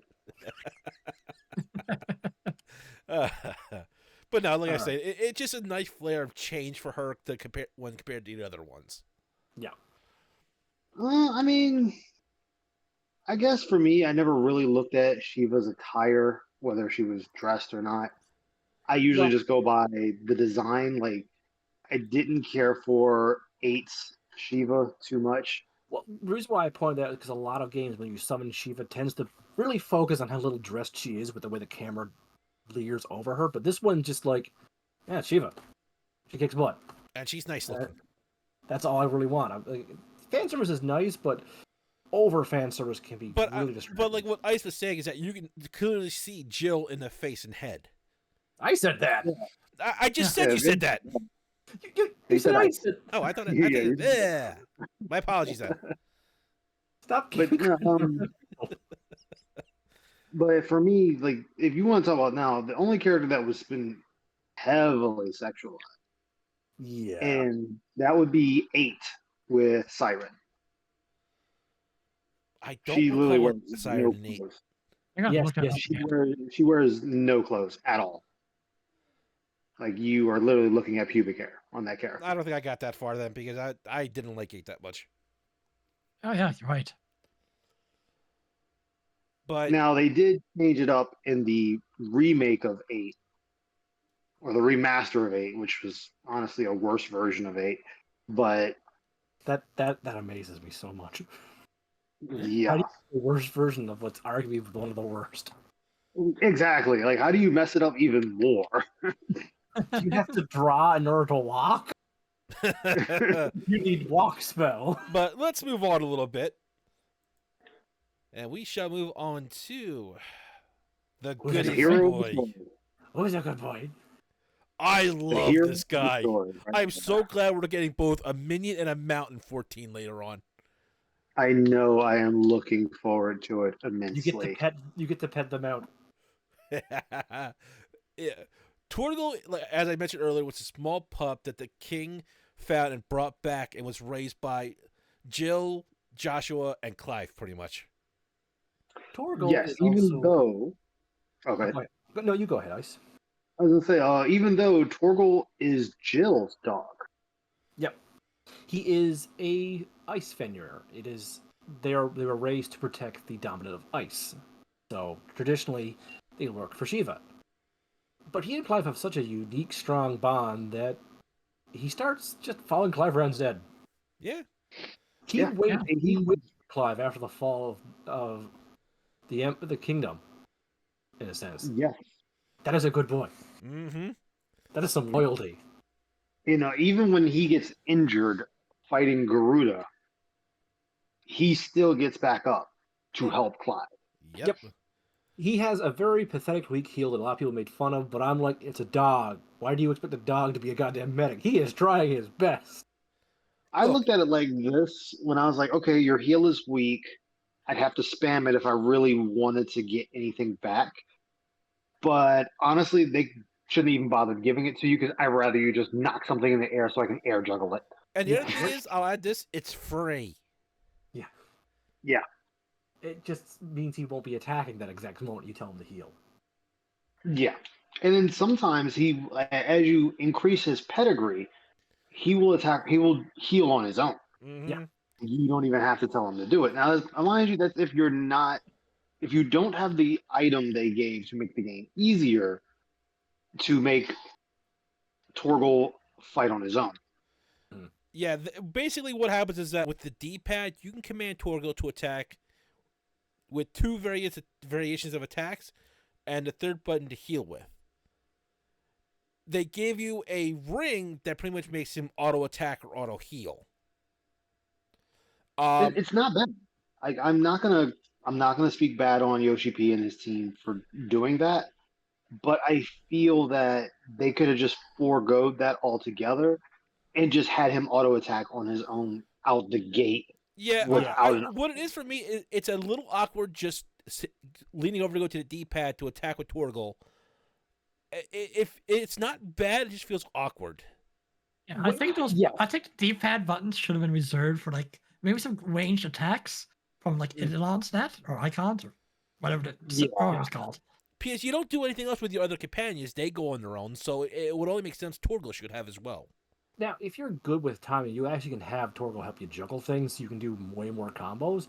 But that's a thing the player has to get good with, and it's nice that it's an option. Like, you do not need to ever order Torgal to do any goddamn things with the entire game, because he's always trying to help on his own. The good boy. And honestly, I have played games with way more complicated AI companionships that didn't even come close as much help as Torgal was in combat. Yeah, AI sometimes can be a bitch to work with. Yeah, I've played some squad games where you have in-depth control of your squad. I'm like, okay, but if I'm not driving them at all times, they seem to be walking around licking lead paint out the wall. Yeah, and then they just get demolished. I just think it says something when you get better AI out of lemmings than this. Yes, but Torgal, thank goodness, is never really a target by the enemy, so he can get hurt, but he's never going to go down in combat. So you're never going to be a bad pet owner and get your dog killed. But I spend most of my time trying to get people to attack me instead of him anyway. Torgal is a very special pupper. Yes, he is. He can start absorbing energy from dominance. And he he has gets a this. secondary form. He also gets a transformation, and while you can't command him to do it, he will randomly do it in some fights after he unlocks it, and his damage output does increase. I just love the Yeah. design. It looks like he Yeah. should be going in Mach 4 at all times. Yeah. Now it's funny because Yoshi P knew Torgal would be a fan favorite. Oh, Like yeah. he knew people were gonna like him. And hence why a lot of your merch and screens and whatnot are all of Torgal mainly. And that's Before why I the Because they use knew. Puppy Torgo as my image. Before before the game was even fully released, he was already making huge life-size plushes of Torgal. Yep. At a lot of conferences for the game, he was holding a Torgal plush. Which not only did he know we were going to follow, he fell in with Torgal too. I half expect his house to be half filled with Torgal plushies. It's Every okay, Karma, prototype don't be jealous. Come back. every prototype he brought home. This one's not cute enough. I'll take it home though. It's a You're good still point. my favorite girl. I think Karma was jealous. But because you would almost expect him to take on like a fiery form with how much time he spent with Clive, but he still stuck to his roots of being An ice wolf. Which I love that. And his design, like they didn't try and make him overly bulky or like a powerhouse. They kept him sleek and maneuverable. And it Yeah. just really works for him. And I like how they had him where he listened to Clive in certain scenes where Clive was like, wait. Because he's I also, because before I they also- knew that, he was pretty much being trained to pretty much be a hunting hound. or warhound. Now, It's like what I different love between, but- also is there are several quests you go on for Torgal's sake. Like, because of his unique physiology, he needs special food. So, like any good dog owner, Clive goes out of his way to the high hells to find specialized food for his puppy. and figures out how to make it easy to access so he can keep feeding his dog. So not only does A, we get to see how much Clive loves his dog, but B, we get to find out that how much the entire resistance that Clive ends up leading ends up loving Torgal. Especially Yeah. the shop owner. She hates everyone except for that damn mutt.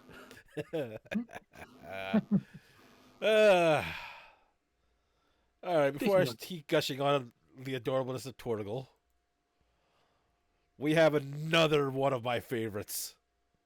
Yeah. This was probably my favorite side character. Yeah. This is Byron Rossfield, yeah. the uncle, and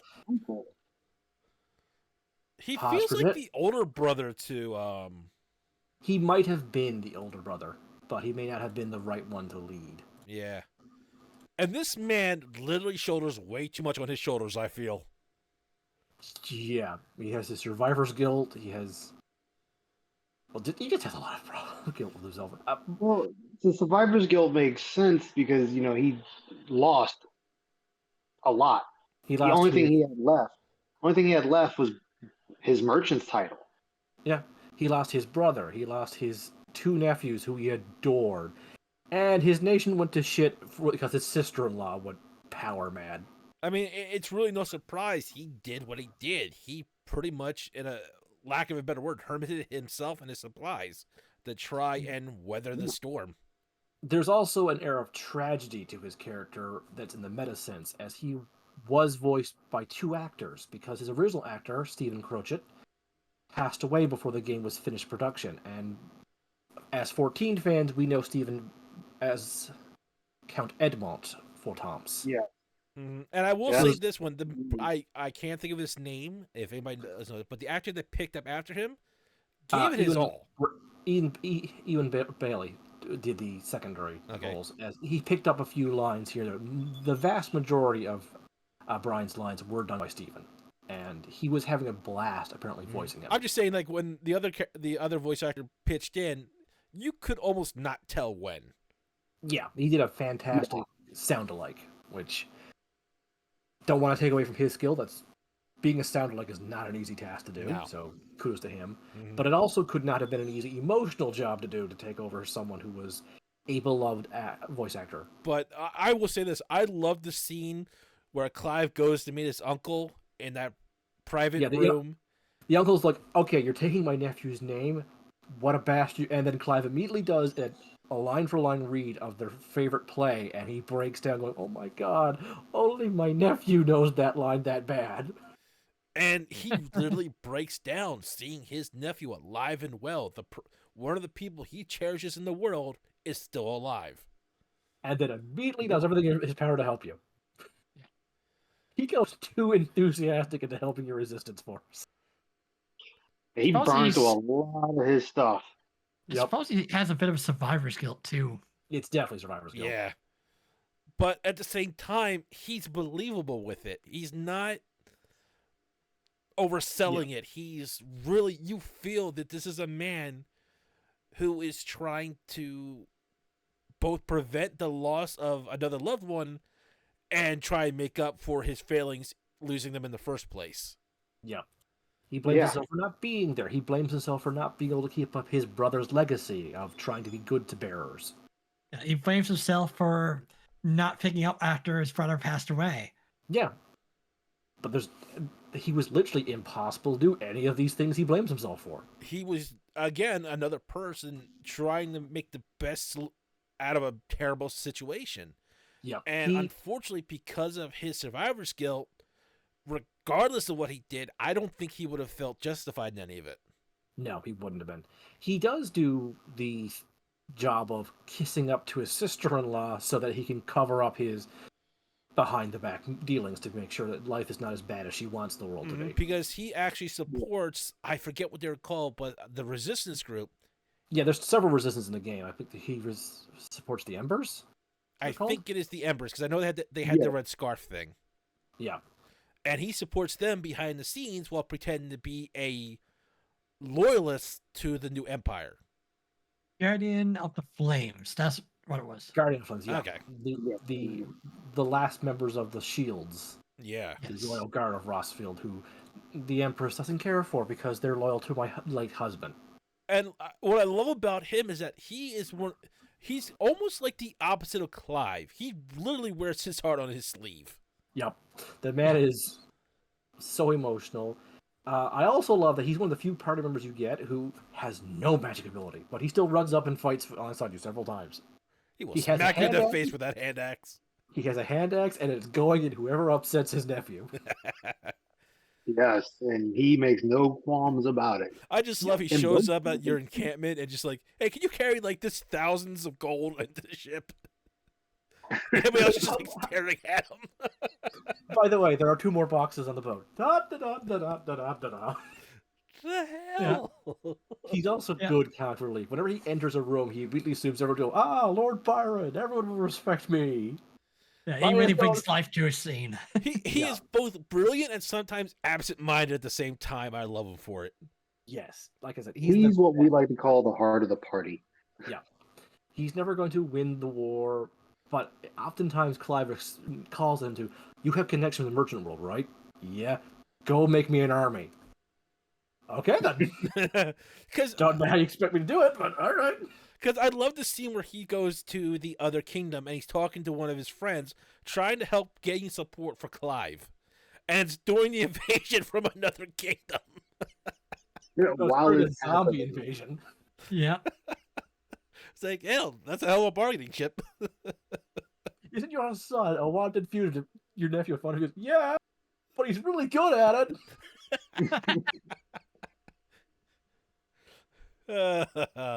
Oh God! Like I said, and that's another thing. The levity of this game is almost pitch perfect wherever it needs it. Yep. They don't wallow in the darkness too much. When they need to reach in and make you laugh, here comes Uncle Byron. Da-da-da-da.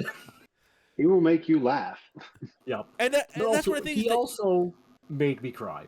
oh God! Because hearing Stephen Crouch's voice was, oh shit, here comes Count Edmond. I'm not ready for this. Oh God, it's a heart-filled scene when he reunites with his nephew. I'm just gonna lie down for a minute and cry. And he almost breaks out again when he sees Joshua alive and well again. Yeah. Like you could clearly see he adored his nephews. I just wanted a quest where we took him fishing or something. Like the Clive and Josh would take him fishing would have been nice. Just three of them hanging It's out. not like it would have been far. His mansion's pretty much right next to the ocean. Yeah. Just something where the three of them get to be a family unit for just a little bit. Even though the world's about to end, they needed that. And unfortunately, they didn't have time for it. And Byron, despite the fact that's how much he wanted it, he respected his nephews for understanding, you have a purpose right now, you have a mission. I am not going to get in the way of that. I'm going to help you, but please come home to me. And he also had a lot of respect and love for his brother. Oh, yeah. It's the few times he talks with his brother, he basically sings the praise of his perfect brother. Yeah. Which might be a bit of survivor's guilt mixed in with that, but I won't blame the man for it. And I'll point this out.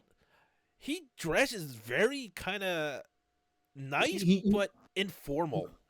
you would expect someone of his near endless wealth to be decked out in way fancier. He's in his hunting clothes at all times.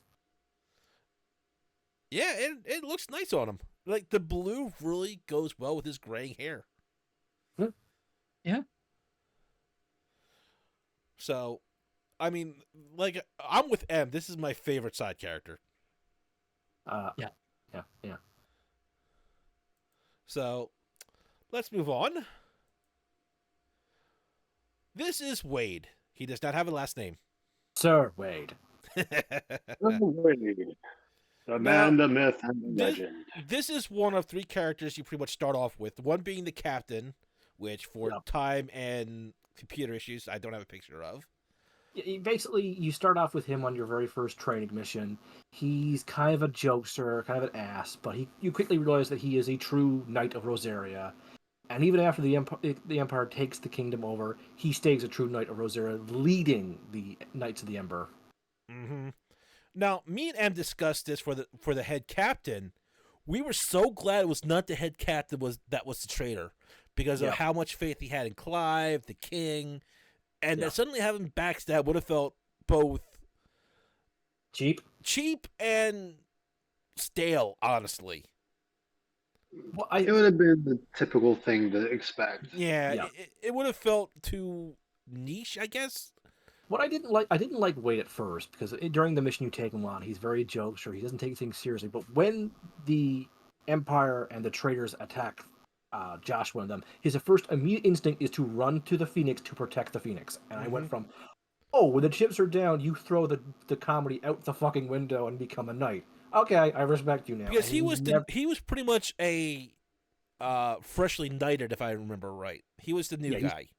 He doesn't take he wasn't taking things seriously, but because this situation wasn't serious. When it became serious, now I get why you're a knight. Mm-hmm. And now I can see why he ended up leading the Embers, because he never lost that. He was there at the fall of the duchy, the fall of the Phoenix. He saw the destruction, and then realized shit is just going to keep getting worse and worse. I'm going to rally my surviving knights, and we're going to fight for what the actual duchy And while stood he for. still stayed himself positive and believing in Clive where they reunite, he does change a little bit, be a bit more of a serious person when he becomes leader of... Yeah.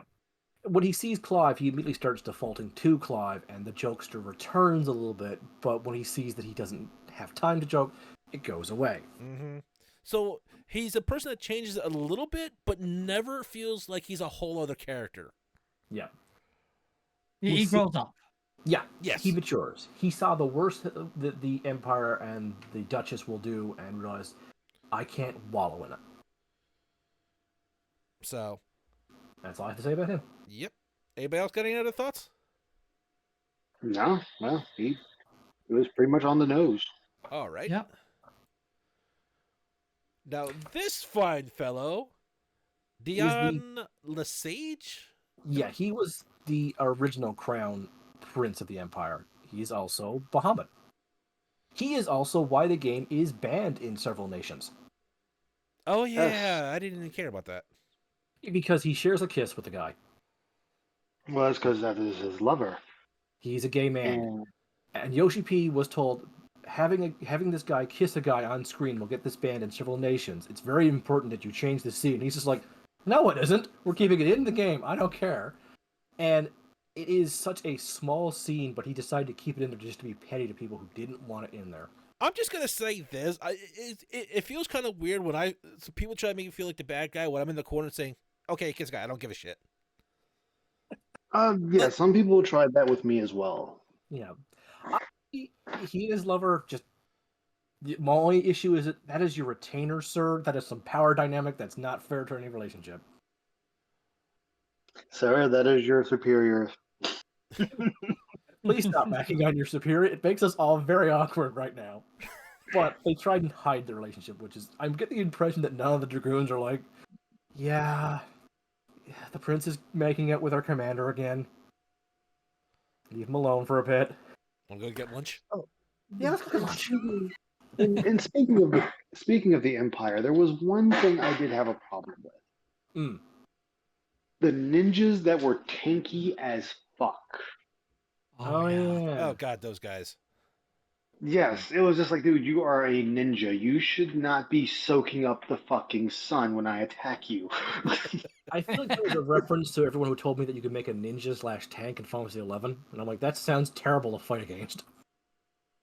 Yes, in fact, that was once they came out, they were the #1 tank, sought after tank in 11. So now you know what it feels like to fight that. You actually go in as ninja/warrior because warrior had provoke, and that's what you wanted. So you would use your ninjutsu to give you 3 copies of yourself, so the enemy would be hitting that instead of you. It was a good tank. It was a good tank. I'm not going to crap on it because many people did it well. Paladin/War was still the best tank in the game, though I remember a time when it was Red Mage/War was the tank. That sounds... Anyway, before we go on that... Yeah, let's keep it... Let's refocus here.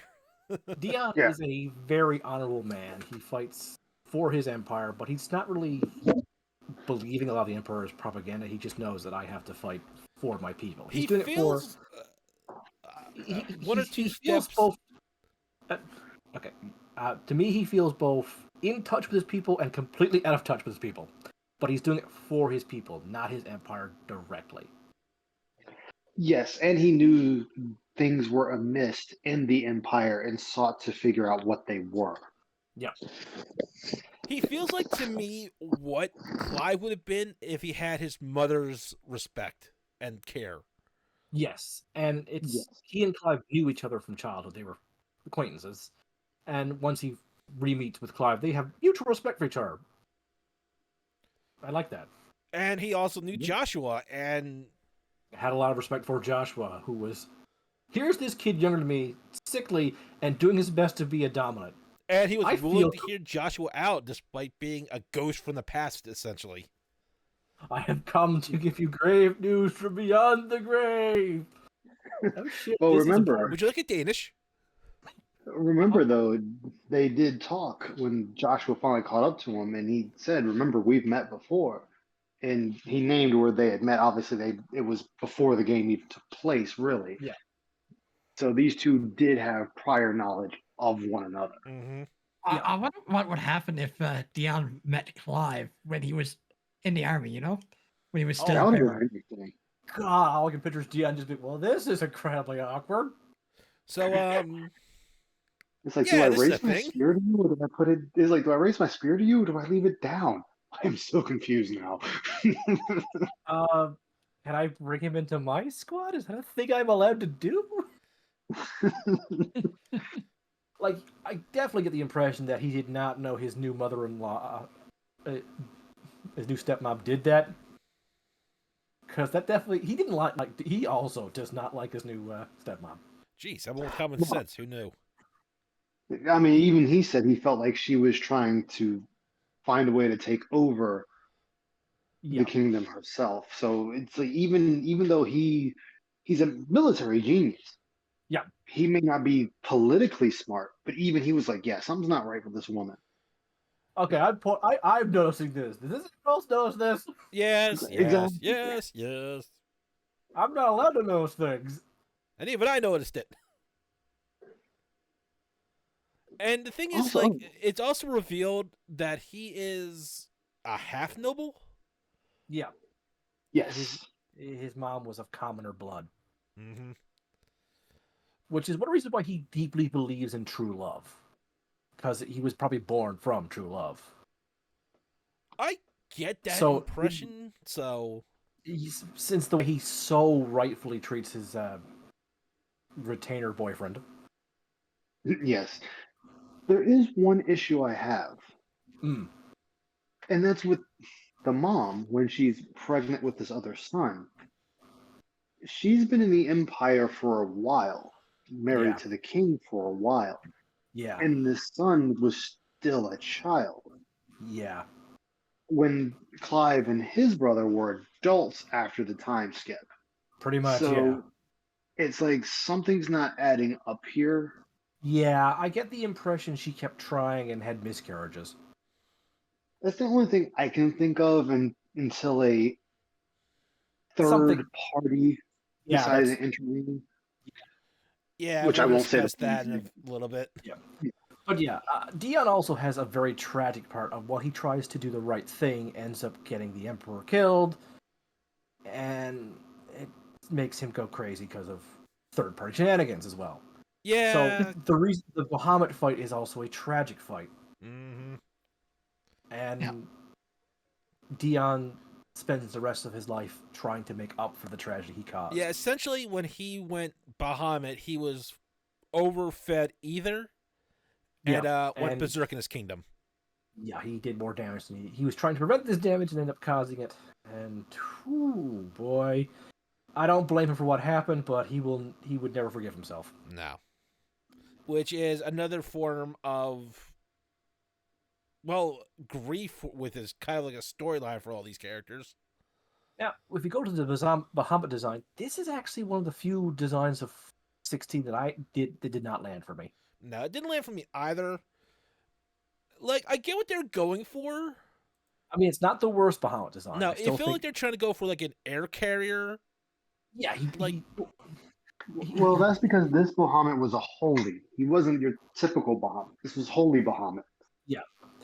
this is, like I said, not my least favorite design for Bahamut. That still belongs to 10.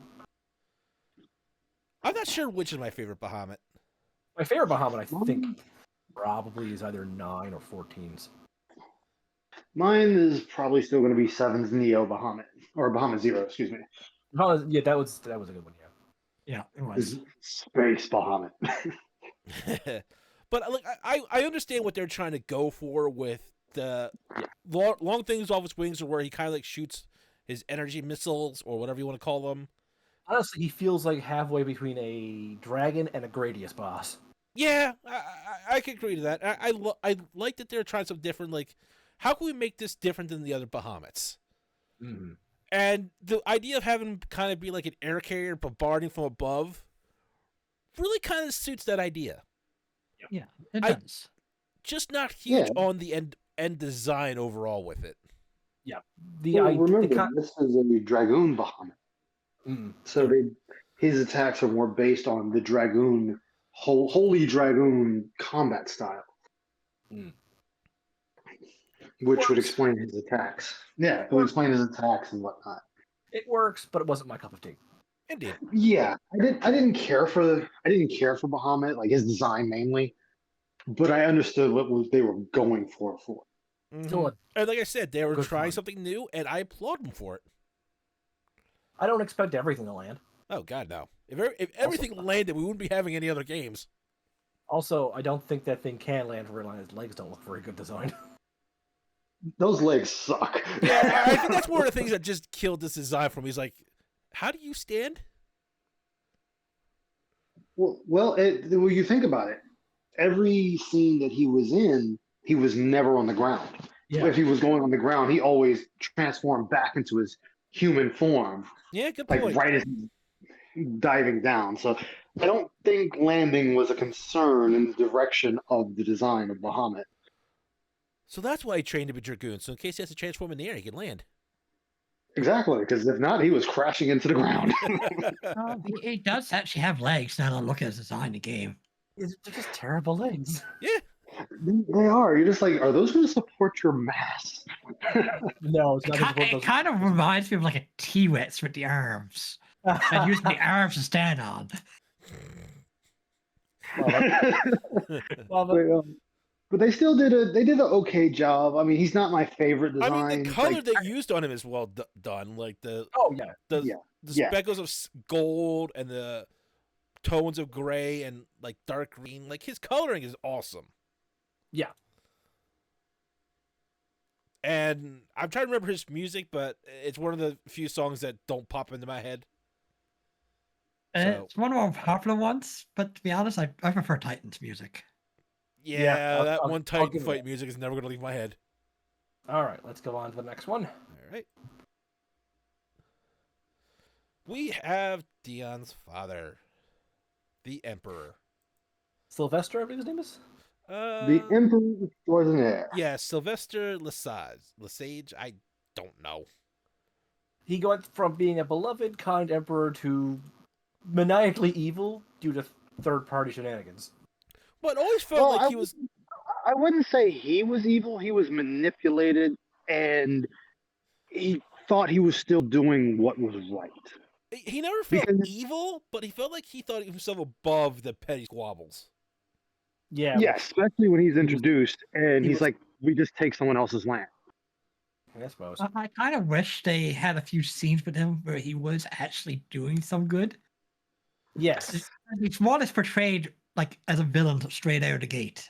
That's why I call him a villain. He just comes across as all he's missing is the mustache. Oh, he has a mustache. All he's missing is twirling his mustache while he says, "We'll conquer this independent nation that is mostly pacifist for their crystal."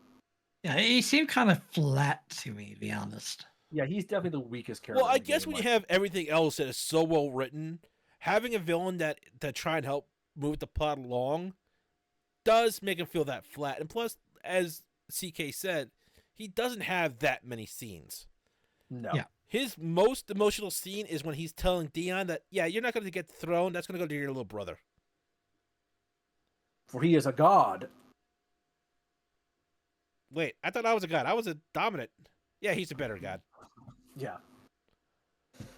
And like really I think that's the main problem with him is like how few scenes we have with him. The character behind him is never fully shown. Like we know that he is manipulative and that he feels himself above such pettiness because his son is Bahamut. Mm-hmm. But that's about it. Like he has a advisors. He tells them, "Yeah, I'm going to make a decision. You handle the blowout." That's Whereas, what? whereas Huh? it's implied in the past that he used to be a wise, kind, caring ruler, but it's never shown at all. Yeah, we never see it.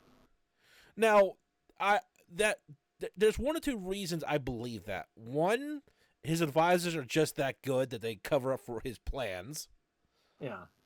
Two, they're imposing Dion because of how Dion is, and they think the king has to be like that as well. Mm-hmm. Or C, something else happen, and we'll discuss something else a little farther along. But that's really all I can honestly think of to say about this guy. So, if no one's got any complaints, I'll move on to the next one. Okay. Yeah, we can definitely move on from him because there's really not much to say on this character. No. Now we have the little shit. This is Oliver. This God, he's is creepy. the. God, he's creepy. I guess I call it the Joshua 2.0. Kinda. Yeah, kind of, sort of. Well, at least with how the mother acts, Yeah. Well, we'll give it that. because Yeah. number one, he's just really creepy. I no. That's what I have to give Yoshi P and his team. Like they really knocked it out of the park. These characters, just on the sight of them, can make you feel something. Yeah, and look at this kid. You feel something is off. He's hollow. Yeah. He is hollow. Like I look at this one, I'm thinking, okay, this kid is going to be a psychopath when he grows up. And the thing about it is, like, the mother I don't think the mother's even brainwashed. I think she's just so into having a child to hover over. Yeah. And No, she wasn't brainwashed. Nah, she wanted power. Like Yeah. as M said earlier, she's like your straight Game of Thrones character. yeah. So she never even suspected anything was off. And let's be honest, this kid acted like, well, a brat, really. Yeah. So and then you learn that he is literally, I wouldn't say possessed, but something otherworldly. So Yeah. That's probably the best way to put it. Is he's otherworldly. He's Yeah. But other than that, there's really not much to this character. They just have a handful of lines, like 2 scenes, 3 scenes max, and then you're done with them. yeah, he pretty What- much shows up just enough to show that something creepy's going on, and Yeah. done. he has like a handful of lines. First few lines incredibly bratty. Last line, what the fuck? the That's prob- like Honestly, I think the Eldritch major Horror problem, stuff. the major problem here, is that the most we know about this kingdom is from Dion. Yeah. Everything else Yeah. has like a few scenes and a few lines, and that's it. Honestly, if this was a series and not a game, this kid would have been in a lot more scenes and a lot more creepy, a lot more foreshadowing. Yeah. I think I'm kind of thankful for that because I don't know how much more creepiness I could have handled. Here's the Yeah. thought. I could handle a lot of that kid. Like the creepiness factor doesn't bother me. It's what are you going to do with this character? Are they creepy for the sake of being creepy, or is it going somewhere? And I like the fact that this kid, even though they served a very minor role, but it had a very big outcome for the fate of a kingdom. Yeah. The kid did their role, served their purpose And to a T with that. once again, the voice acting for this kid, whoever voice acted this kid, did a damn good job on it as well. Let me double check the voice. Yes, they did. Kid. Especially if it's a kid voice actor, because those can be sometimes hard to work with. Yes. Not because the kid can be a Work with, brat or yes. anything, but just because it's a young child. Quentin Bellard. It's a young child.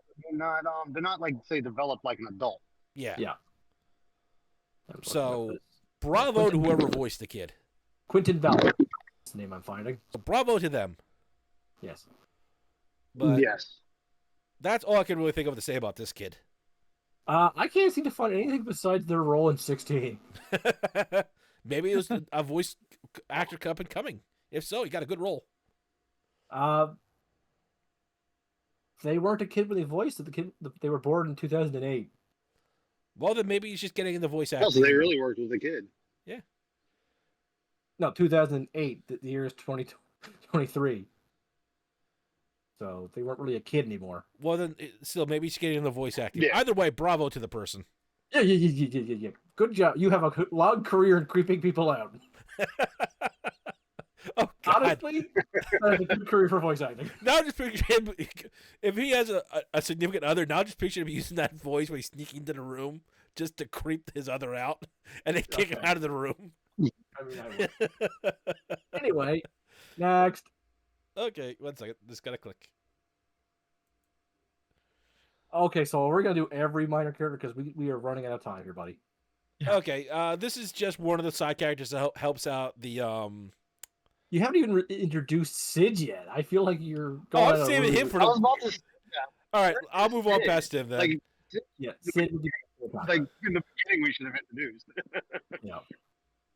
All right, well, Sid is coming up quickly. I'll say that much, but Yeah. I was saving him for last because I think Like- that's a lot of everyone's favorites here. Yeah, just because he's a favorite doesn't mean he shouldn't be next due to timeline. Yeah. All right, I would say for introductions.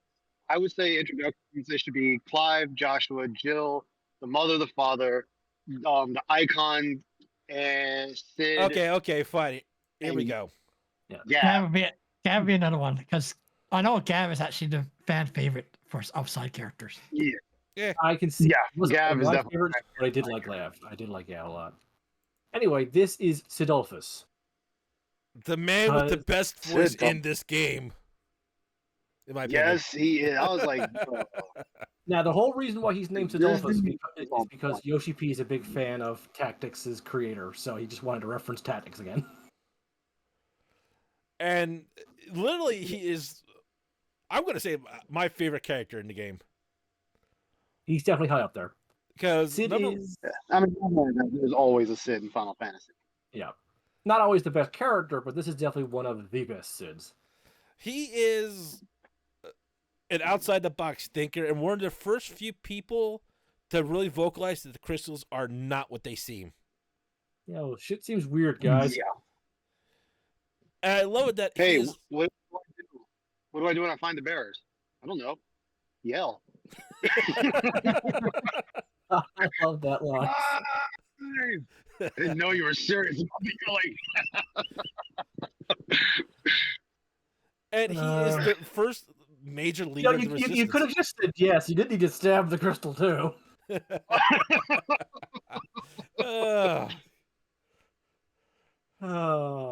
So yeah, Best character Sid. Sid is the charismatic leader of the Resistance, a group that is trying to liberate bearers because he's fucking pissed off at this shitty ass world. And he's literally, Right. he literally is trying, as he states it, make a world where a man can die as he chooses.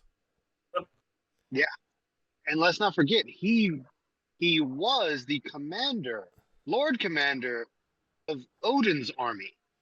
Yep. And decided to leave it Walud. behind. Yeah, he's one of the few characters from Walud. Yeah. There's only like 3 we really interact with. Yeah, 3, as far as I can count. Anyway, he is just. He's just charismatic. It's the hardest. He's the way to say it. Yeah, he's charismatic. He cares for his fellow man, and he does not give a shit if you're branded or not. All he asks you is you to pull your weight. And he understands that pulling your weight means more than just straight out combat. He also He's not- understands that pulling your weight is your weight. Not everyone can do the same goddamn job. And he's also Exactly. an engineer because he helped make a few inventions that. Honestly, that felt like it was pulled right out of their ass, though. Yeah. But what I There's like also- about Sid is he gave everyone a chance. Mhm. Yeah. Even if you wronged him, he still wanted to give you a chance. Yep. He was also the man with a plan, Yep. and like Yep. was the one who discovered like the things going out. Yep. Without him, they climbing that would have been left in the dark. Yeah. Or even possibly even killed because he did save Clive and Jill, technically. Yeah, He even saved Torgal. Oh, Yep. yeah. And then immediately gave Targo back to his owner. Like, he seems like you. You take care of him now. Yep. I Um, mean, but all the people he saved, everyone had a great respect for Sid. Like even, which I know they're not introduced yet. Benedicta also respected him mhm. Yep. despite everything. Like he was a well liked character. Like there weren't too many people that hated him. No, and the people that hated him because of his ideas of a equal playing field, essentially. Yeah. He is also the dominant of Ramu, which I think I accidentally closed the window on that. That's fine. It's a man with lightning and a massive beard you can make a house out of. At least they kept the beard. More beard. You know, give it more beard just to be sure. At least they didn't turn it into a half horse thing when I said more beard. Oh, you know what? Reen You're is just shorter, bad. too. Reen Wait, is I just said bad. beard, not horse legs. Where did that Oh, come actually, from? no.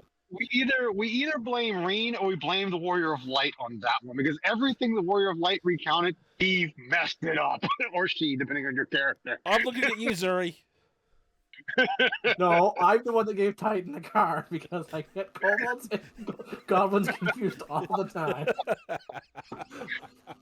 You're the one who gave Leviathan 2 heads. I'm traumatized by almost drowning. And then drowned a couple of times during that fight. Oh, But yeah, But- Sid is.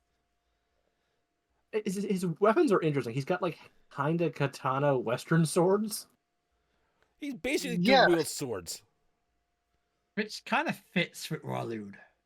Yeah, it kind It of does. does. Yeah. I mean, because we look at Odin. It also fits for Sid because he feels like an outcast from his own homeland. Yep. And like I said, okay, spoilers. So if you want to skip a few seconds ahead, go ahead. I was really surprised he died when he did. Not that he died I in general, wasn't.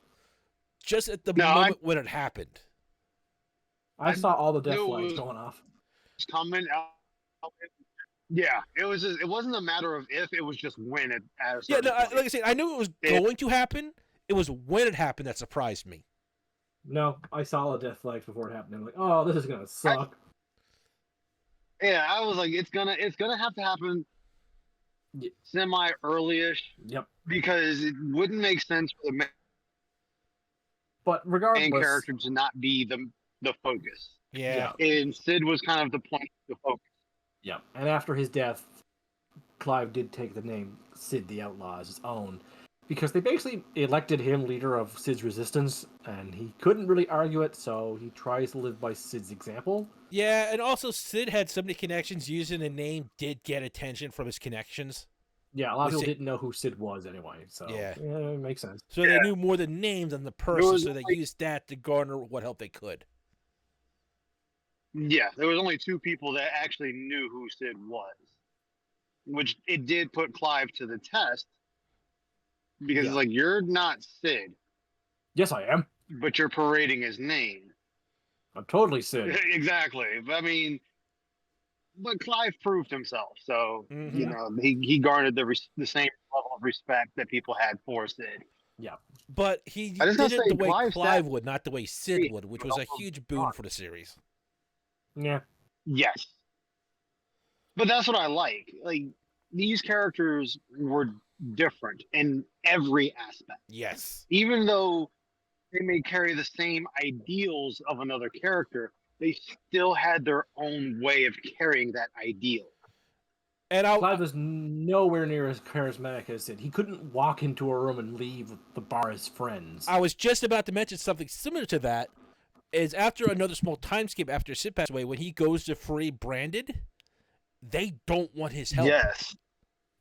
They feel that Yeah. he's going to make things worse for them, and because he doesn't have Sid's way with words and everything like that, he leaves it as at that he is not going to be able to convince these people, whereas Sid might be able to with his charisma. I don't think Sid would have. Just think Sid wouldn't have cared. I'm just saying, like it's a different. No. That's my point. Like, Clive is not Sid. He doesn't have Sid's both charismatic and Sid's I don't care. I'm just doing the right thing attitude. Mm-hmm. Clive is very much a man driven by guilt and a need to do the right thing. Sid was just along the lines of, I want people to die the way they want to live. So here comes freedom, whether you like it or not. And then later on, Clive Yep. changes it to allow people to live the way they want to. Which is, again, I mean, that's- prime example. Prime example. The very first town you go to when you leave with Sid, Sid tells them, the leader of that village. I swear, the village. The village. The guy was like, "Yeah, we could follow you, but we're not."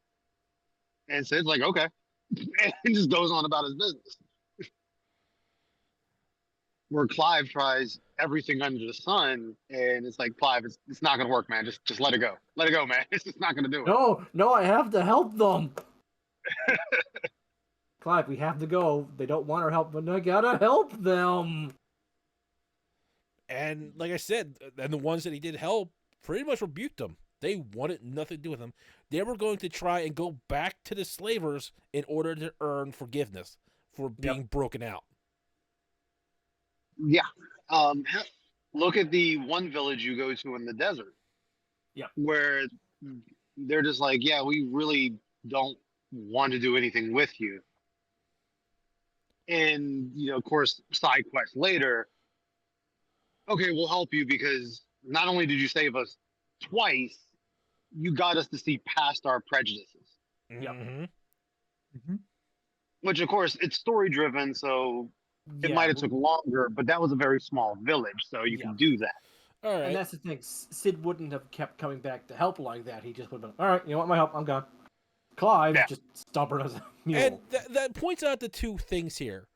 Clive is more involved because of his guilt and what he feels that he should be able to save. Yeah. And I agree with Yeah. that.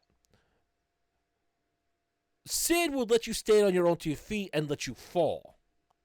But he will also offer his hand to help you up. He might laugh a bit though at the fall. But the point I'm trying to make is that one will let you grow and get stronger yourself. The other one may not let you get as strong as you could be in retrospect. Yeah. And there's a Yeah. fine line between the two ways. And Yep. neither like- one you could say is exactly wrong. But I think it's worth pointing out is that Clive is trying to save everyone. Sid was trying to make everyone as good as they could be and to have the idea of working together. Yeah. Sid was trying to get people the chance to save themselves, Yes. whereas Yeah. Clive was trying to save everyone. And I think, again, that's because of Clive's survivor's guilt. And I like that they did that in the sense that, most games when they do that, yes, you're a hero, you're going to save everyone. That is how they play out. That's the way the games or medium is supposed to play out. But I like in this how they showed how the trials and tribulations that came with it. And even though you may have succeeded in, say, saving them, they still rejected you. And I But- like that. And the thing I agree with both men is like they were okay with it. They didn't have to like it, but they respected the choices of the other people. Mm-hmm. So let's move on to the next dominant then. Benedicta Harmon? I think. Harmon, Maybe yes. we- They really say her last name though. But Benedicta is honestly, I'm going to say this. I think she's the only character they did dirty in this game. I mean, at first it shows she's trying to be a manipulator of men. Yeah. Yeah. And later on, it's revealed that Sid kind of saved her, and she had feelings for Sid until Sid betrayed her, the kingdom. Yeah. Yes, or she feels he betrayed. Odin just didn't give a damn either way. Yeah, No, Odin's but- case on his We'll own. be- We'll get to that in a moment. We'll get to that later, but Benedicta, she felt the blow was worse to her because he not only did he save her, he gave her purpose. Hmm. So she felt he turned his back on her. And Sid even offered her a chance to join him on his crusade, Yep. essentially. But she wanted Yeah. to stay loyal to the So Walud, she is, the bedchambers of a certain. Yeah. It somewhat. also felt like she got a taste of power and didn't want to step down from it. Yes, a little She bit did. too, yeah. Yeah, like you think she was sitting there being a double agent by, kind of sexing up with Kupko and getting his head full of things and getting him kind of wrapped around her finger, which I commend for the story because it showed how, powerful men will go for a woman. I mean, she's Yeah. a powerful woman. She knew what But- she had. She knew how to use it. Yes, and it showed how she was able to manipulate his emotions and work it to her advantage. It also now, I showed. will say, the- Fly fucked that up. Yeah. Yeah. It also shows how even with a dominant power, she used more conniving and more down to earth ways to get what she wanted. Because she is the Yes. dominant of Garuda. She had great power. But she also was one of the few ways that showed that great power is not enough alone in this world. Yes. And just move on a little bit. Garuda's design, it's one of the better ones, I feel. Yeah. I'd say between that one and Final Fantasy 14s are like the best two. Yeah. I Very can agree with that. Yeah, I 15s agree. was not that great. No, it wasn't. I don't even remember 15s, and that's saying something because I really like Garuda 15. They brought 14's Garuda in Anima Kyote as part of a crossover with 14. Oh yeah, okay, now I remember it. Mhm. Yeah, and they tried to stick to her 14 design, but they tried to change up certain aspects. and it just kind of was like, okay, you guys kind of made the design a little worse. You should have just updated the design you had for 14 and just plopped that one in there. I No, mean, wait, I- I remember what my least favorite Garuda is. Hmm. Thank you, Reen. You also made a bad Garuda. Hurry I don't was count. okay. Hurry was I don't. okay. I don't call Reen to make anything okay. No, Reed, no, you're no, not no. an artist. Good thing you're No, trying no, to be a savior. she made the best Titan in my opinion. It's a good thing she's Yes. trying to be a Yeah. gardener because she wouldn't make it as an artist. But like I said, I kind of like what they did with her attacks, like using the claws as like long range, almost like grappling hooks. Yep.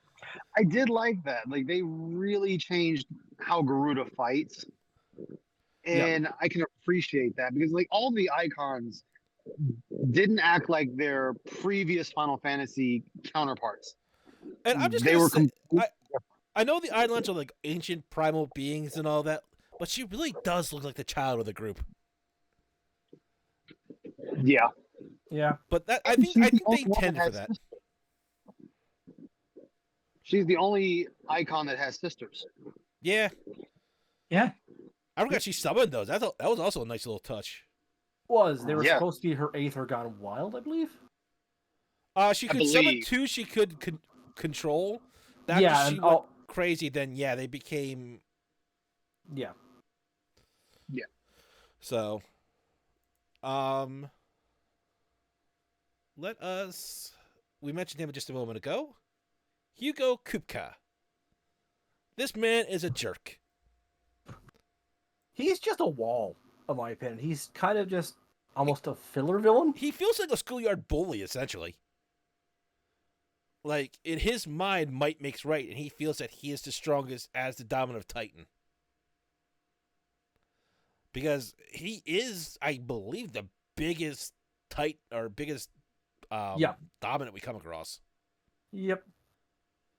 And he just really doesn't give a shit about anybody besides what he wants. And that's Which is power and to bang Benedicta. really to bang Benedicta. Really to bang Benedicta. Then the You big kill her. fight. You kill her basically in self-defense, and he burns down the entire goddamn world to get to you. Yeah, I mean, he really does. And then he loses his hands to you, and that drives him off the Bakers, and yeah, he just really loses it. Then he decides to eat a mother crystal because fuck you, I'm gonna be even bigger and stronger. Yeah, and that is just. He really just drove things off rails in his craziness. And I really. I mean, looks like we lost Ice there. Oh, he looks like. Oh yeah, he did. 1 second. I will pause this for a moment. All right. And like I said, he just feels like a really huge schoolyard bully. Yeah, basically what he is. And like that's his main drive, and it's a nice difference between him and other characters that he's more simplified in that approach. See, yeah, he is the game's one-note villain that works for me, unlike the Emperor. But he's also got more screen time and development than the Emperor. That's true. Well, I mean, you think about it. Kupko, if I remember correctly, is the leader. Mm-hmm. I want to say, and he's also the icon, so it would make sense for him to get more screen time than Yeah. the. Or I'm just saying the same- that's the comparison. He's got more screen time, more development, more importance. That's why he feels like a better villain, despite being so simple. Well, I actually, I wouldn't don't. say he makes a better villain. He's Kupko is more of your stepping stone. Like I meant compared to because the Emperor, not compared to the other villains you have in no, the.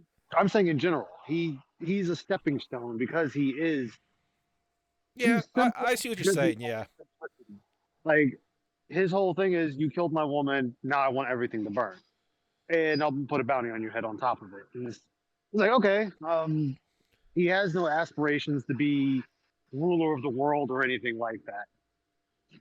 he just wants what he wants, and when he loses what he wants, he just snaps.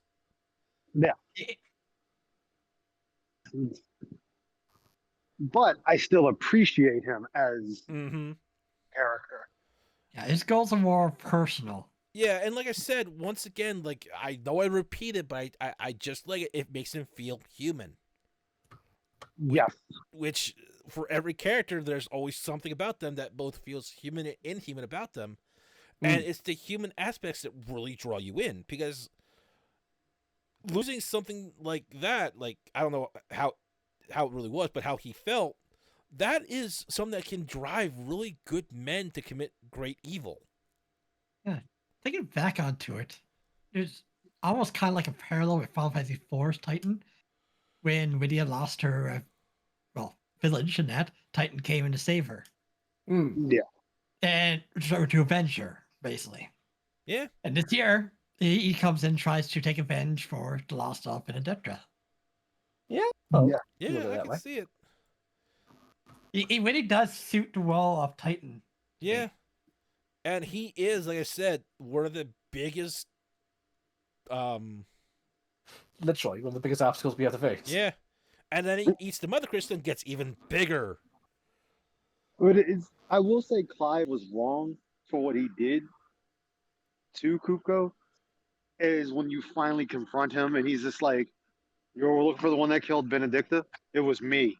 Like, he knew it would drive him even more over the edge. And Yeah. I think He was also really pissed at him for destroying the first resistance base. I think he also Oh, yeah. did it intended to drive him more insane, to try to get the upper hand, because It did work. he was getting the hands beaten on him for a little bit from Kuko, so he needed an edge somehow. Yeah, Clive really did get the upper hand. Or hands. I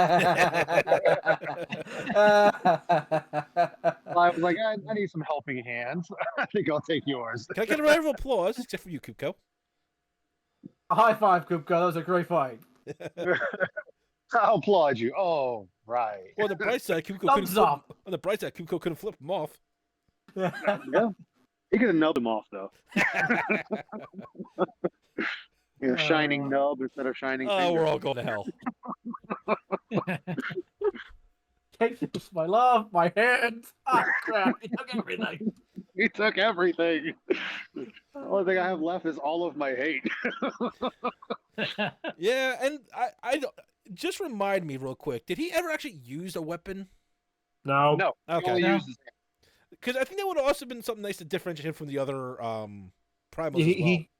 He just beat you to death. He threw a big rock at you. Killer Croc would have been proud. Yeah. Yeah. But let's move on to one of my favorite villains. This is Bartimus Tharmer? I don't even know. Ah, Barnabas. I would say, Nihilism the Knight. yeah. Yes. He takes nihilism and ramps that up to 1,000,000. Oh my god. It wouldn't be Final Fantasy without someone who's overly nihilistic. But I have to say I'm impressed. Because not only was that his ambition, and he too was also being manipulated. Yeah. But he let his kingdom fall into ruin, even though he brought the orcs under his own thumb. Yeah,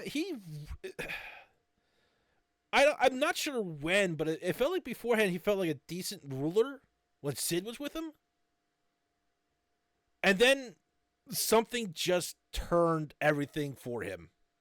He got kind of bored, and that's what happened to him. His boredom led to his nihilism. Even though, somebody was parading around as dear old Mummy Dearest. Creepy. Exactly. Mother, is it time to destroy the world? Basically, yeah. Yeah, that was creepy as all hell. That being But- said, From what Said I the- understand, its nihilist came from the death of his mother. yeah, it came from the death of his mother, and then the third party influencing him with the ghost of his mother, and his own boredom of no fight has ever really made him feel anything for the longest time. Yeah, and that's because he has one of the, I guess, two most powerful Eidolons that are known. He is Odin's dominant. Yeah. And Yes. the introduction of Odin in the ocean, when he pretty much pulls a Noah and Yep. splits the sea. Slices it in half like it's nothing. Well, But remember, I Not only Bahamut. yeah, I adored the Ifrit versus Bahamut fight, but Clive versus Barnabas is the best person-person fight. Yeah. I mean, hell, you lost twice to this man. Yeah. That's how good he was. You lost twice. And That it's ma- not like you that just, made it you had a personal. close battle and he just got the upper hand for 1 second. No, he wrecked you twice. If you get him down to like 75% health, he's like, okay, I guess I'll draw my sword now. Yeah. Like, I think I got him down to 60%. Yeah, And it's like your attacks aren't even phasing him. Even when you get the staggered state, he's still just standing there like, you're boring me. all I can think of here is because this game does remind me of Rising Revenge. It's standing here. I realize me going on. I have not seen anyone do that with But- Clive and him. it- Someone should. But after How that, and many just women the have clear indication we after he splits that OSHA's like, oh, that's why I wasn't doing much to you. You're just toying with me. Eep. Shit, let's run. Yeah, and I like that this guy was powerful right out the gate. Everyone knew he was powerful. This was never hidden. And then when the player gets to fight him, and you're fighting him, it's like, oh, everybody talked this dude up, but he seems pretty. Oh my God, I'm dead. Yeah, they knew what they were doing with this one. Yep. I just have one minor complaint with this Odin. Wow. Em should be able to see this well, because it's the same thing Nem doesn't like about Slipnir. You mean its lack of additional legs? Exactly. Yeah, So 8 legs. he should have. Yeah, he should have 8, not 4. 6.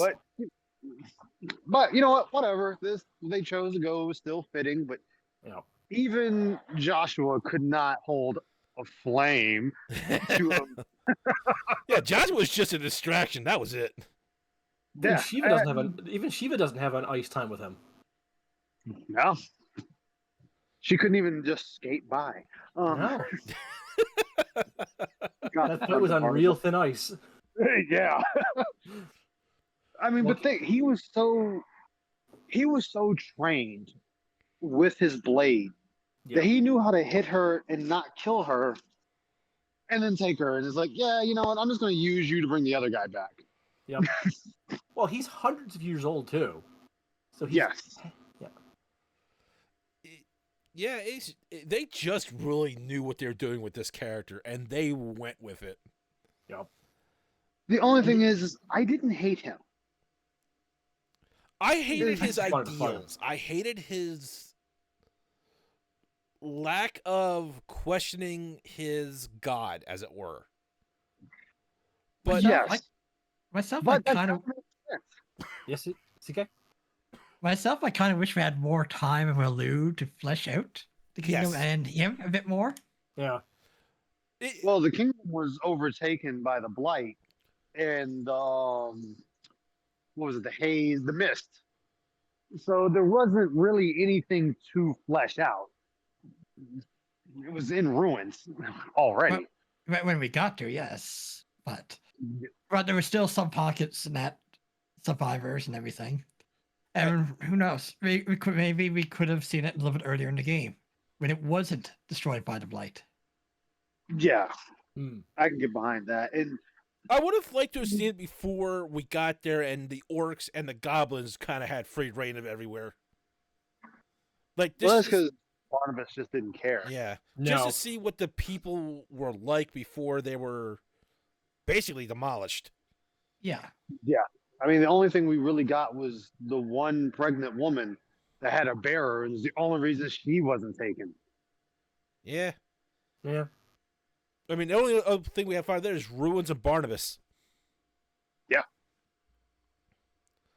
Now there is And then the- one other character with Barnabas I want to discuss real quick. And this is basically human Slipnir. I know. Oh yes. And What a- this, I thought I did not realize this was Slipknot until a little farther in. I thought And this until, was just a retainer of Barnabas.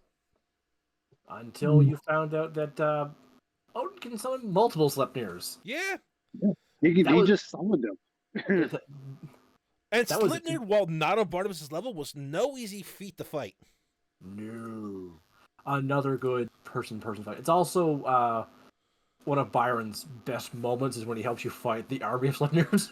And just think about Yeah. it, that just shows how powerful Barnabas was. Yeah. Like, this is just my stealing with someone of human form to fight you, and you're having trouble with this. Yeah. You have 20 Oh, more. by the You're But, yeah. losing to this, and you want to fight me. And I just thought that was a nice touch when you realize, like, oh shit, this is just his horse. yup. Yeah. And then the horse gets Odin's sword. I forget the name of it. The fight you. Oh Zan- yeah. Zantek yeah. Suden. Yes. Yeah. And for a moment there, I thought, are they pulling a trick and this is the real dominant? And the Yep. Well, I mean, technically, it's part of the dominance. So No, I thought they were pulling a one over that Barnabas wasn't really a dominant. This guy was. Yeah. Yeah. But then what really showed Barnabas's true combat skill is he took the fake sword and beat you. Yeah. Yup. You lost to a guy using a fake sword against you. I will say this one, Odin, it has my favorite abilities in this game that you get when you take his powers. Because I Yeah. love powering up the sword and just doing a massive amounts of damage with it. Even though I want to say Ramu is still the most powerful you use. Yeah, I can see it. Like I said, I like it more as for fun with the sword. Oh yeah, I mean that's because he's more modeled after Virgil. Yeah, I can see Yeah. it. Now that you mention it, I really see the similarities now. I Yeah. never really actually thought about making that comparison, but despite I should Yeah. have. I realized that when you used the two blades and you just started doing the multi slashing. And I Yeah. was like, oh my God, this is Virgil. Okay. Anything else anybody wants to mention about Bartimaeus and Slipnir, or Slipnir. Didn't he? How many legs does Slipnir have into It's- lore now? He has 8 in the original lore, and he has 6 in game. Okay. Horse form. Yeah. And- I don't think Final Fantasy has ever had an 8-legged Sleipnir. They've had multiple 6-legged. Yeah, because I want to even say in 14 it's 6. it is. But No, it is not. It is 4 in 14. Oh, really? no, it's Oh, I'm thinking of the other horse. You're thinking of the horse from Endwalker. Yes. Okay, that's what I'm thinking of. Odin's horse has 6. He's Nope. got 2 in the front. All He's right, got 4 in the front, well, 2 in the we back. can look at that after the podcast. Yeah, we'll do that later, but either way, it's At least the mount you get only has 4. But yeah, regardless, let's move Yeah, on regardless. to another little favorite character real quick. Sid's daughter. yes, the also engineering genius of the realm. See, Mid makes sense to be the genius. Also, love the callback to 5. 5 is one of my favorites, Well, and a highly underrepped Final Fantasy game, in my opinion. It gave me the feeling that Sid only really got an engineer because of his daughter. And while he had Yeah, a few he- small breakthroughs she never understood, she was the main engineer. She's also his adopted daughter. Oh, she is adopted? Mm-hmm. Okay, I missed I that. don't know. I think he already was an engineer because the last thing that Oh, you have to get, Yeah, Sid lose I'm for not- her. he was an engineer, but it's not mentioned until Mid shows up. That's why it feels kind of pulled out of their ass. I mean, well, there really wasn't a reason to say it or show it. He I had don't know, more I just- pressing concerns as a leader and a warrior than he did for an engineer at the time. I suppose so. Yeah. But it could also have been that he had he'd like to dabble in engineering, had a few small breakthroughs, and his daughter was the majority of an engineer. Like, she had no other training. And the thing about it is, like, it also builds a nice thing is that she tries to avoid going to Sid's grave. I don't blame her. I don't blame her. I'm just Yeah. saying, like, once again, to repeat everything from Final Fantasy 16, it made her feel human. She did not. I don't think she wanted to accept Sid's death. 16 has a very interesting, has almost all the examples of grief throughout its story. Mm-hmm. Yeah, so I mean, that was stated that this game was gritty and depressing. as Yeah, it but went grief, on. grief seems to be something very important to the storytelling. And the thing is that grief isn't something that will just go away. It can fester, it can lessen, but it just doesn't ever just vanish. Yeah, I mean, you think throughout the entire game, Clive's grief never disappears. No. Nope. It is there all the way, and same with Jill. Same with all of them. Like Yeah. even Gav still didn't fully want to accept Sid's death. And Gav was actually a huge supporter of Sid, or not Sid, Clive when he took over for Sid too. Yeah. And it just shows that people can express that grief or that guilt or anything else in various different ways, which is one of the best well-written things this game has. Mm-hmm. But she also is in the making of building what this world is lacking is an airship. Yeah, the only time we actually fly was as Phoenix or On the back of Muhammad. yeah, or when we spoilers fuse with Phoenix. Yeah. But other than that, you're stuck on the ground or sailing a ship. Yep. And the idea of mankind without magic, mind you, flying, sounds like an impossible dream until she starts putting the plans together. What I like too is you didn't get an airship Yeah. when you usually get one. They wanted this game to stay grounded. Yeah, I mean, there Literally. was talks of them. There was, there was ones in ancient times, but you never got one. They just didn't set their sights too high. Anyway. Let's get our heads out of the clouds. Now, just because M has used this character for him, Hello. I enjoyed our talks with Hippocrates. him. I did Also- too, and I liked how they kept going. Yep. Like He also was plot relevant at times. He was, when things were mysterious, go to tomes, he might know some old stories of what's going on. and he loved his job with lore and the old ways and historical knowledge and learning. He also read to children. He helped raise children on the knowledge of the past, and also made some very awkward nut jokes. Why, Torgel was going through my nuts this morning. And he got along really well with Joshua because they're both looking into lost tombs and Mm-hmm. other lost knowledge. And while everyone referred to him as tomes, Clive was one of the people who was like, no, I know your name, Hippocrates. I'm going to say it because that's, I like you. Yeah, That was- I actually that was- liked this. That's one of the reasons why I ended up liking Clive so much. Is Clive's like, well, that seems kind of sad. No one can remember your name. I'll make sure to remember your name, good sir. And despite how down things seemed, he always tried to keep his spirits up. Yeah, even when his own tragic story is brought up, he and Prince Dion had a history. He was Dion's private tutor until he was forced to stop tutoring Dion for stupid reasons.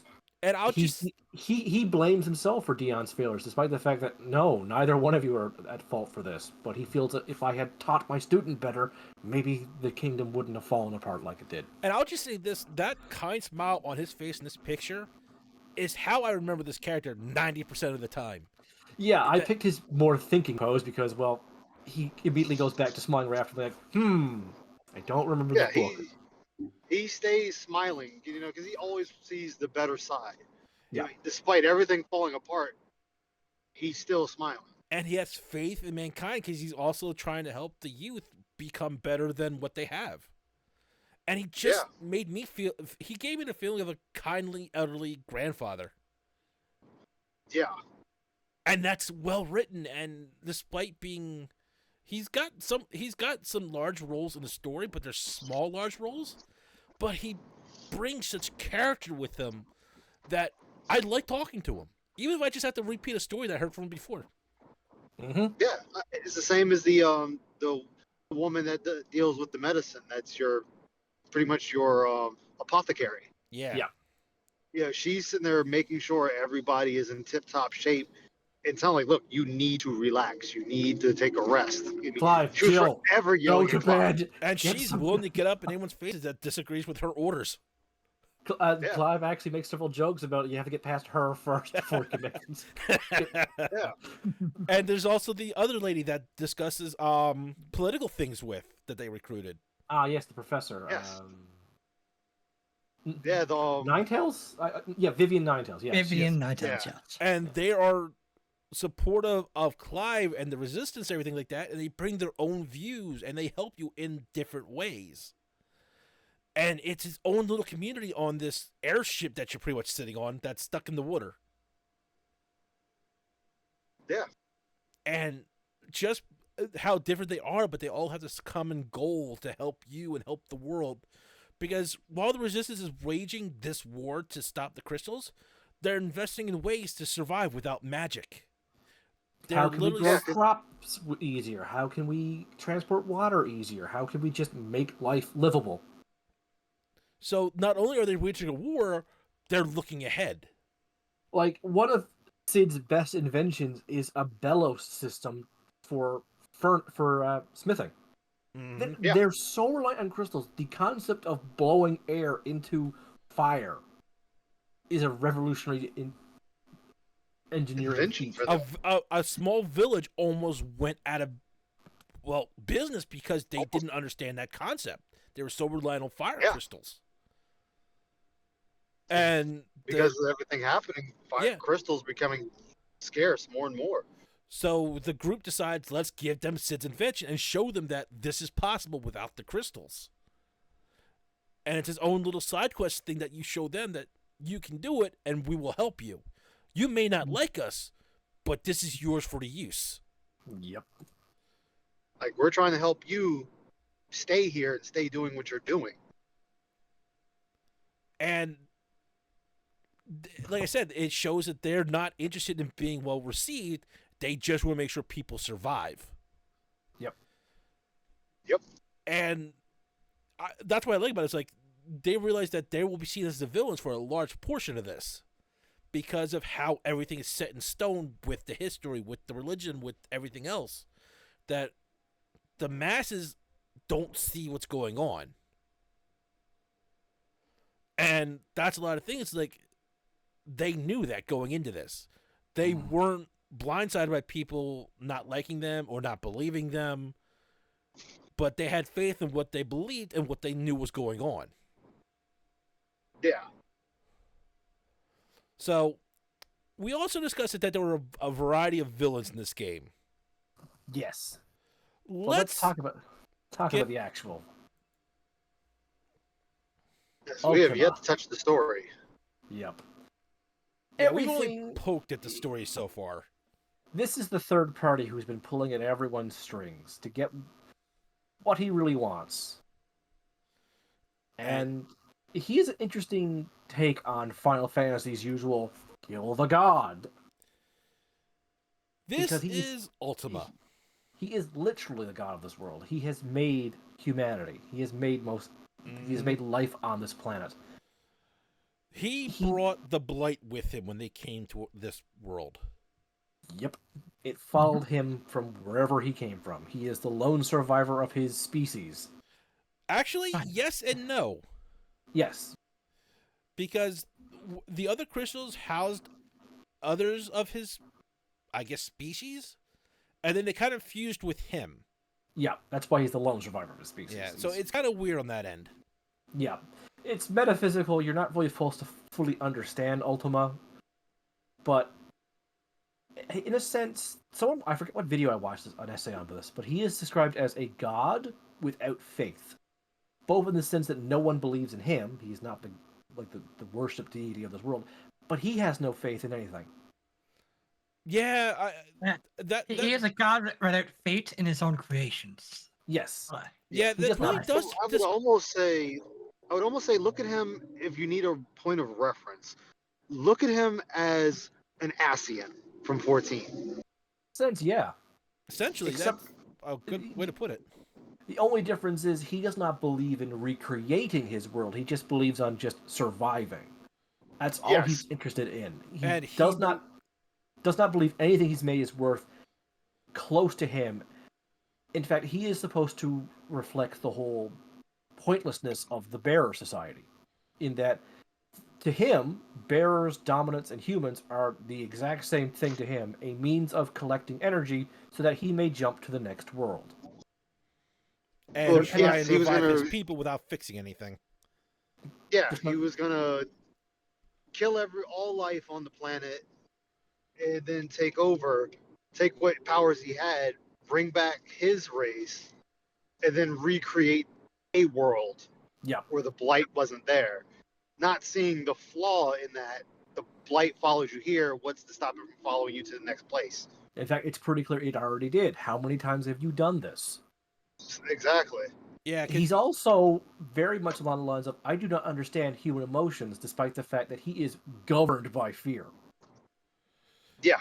he Fear tries to cover it up by making it seem like he's being logical, like he's following a course of logic for his people, but that quickly crumbles away to to everyone but him. He is incapable of understanding how scared he is until he is dying.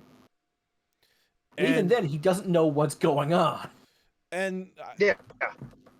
even then, he asked Clive if he believes that he'll be able to fix everything. It's like, even Clive says, I don't know, but I have faith that we will. Yep. And that's Yeah, really what it is and- that's the main difference between Clive and Ultima. Clive has faith in his fellow man now, despite all his hardships. Ultima, When Ultima created mankind, he just created apes. or a tool then as went far to- as he's yeah. concerned. Then went to sleep and Yeah, he woke up, created and the apes he are created a farmable resource. yeah.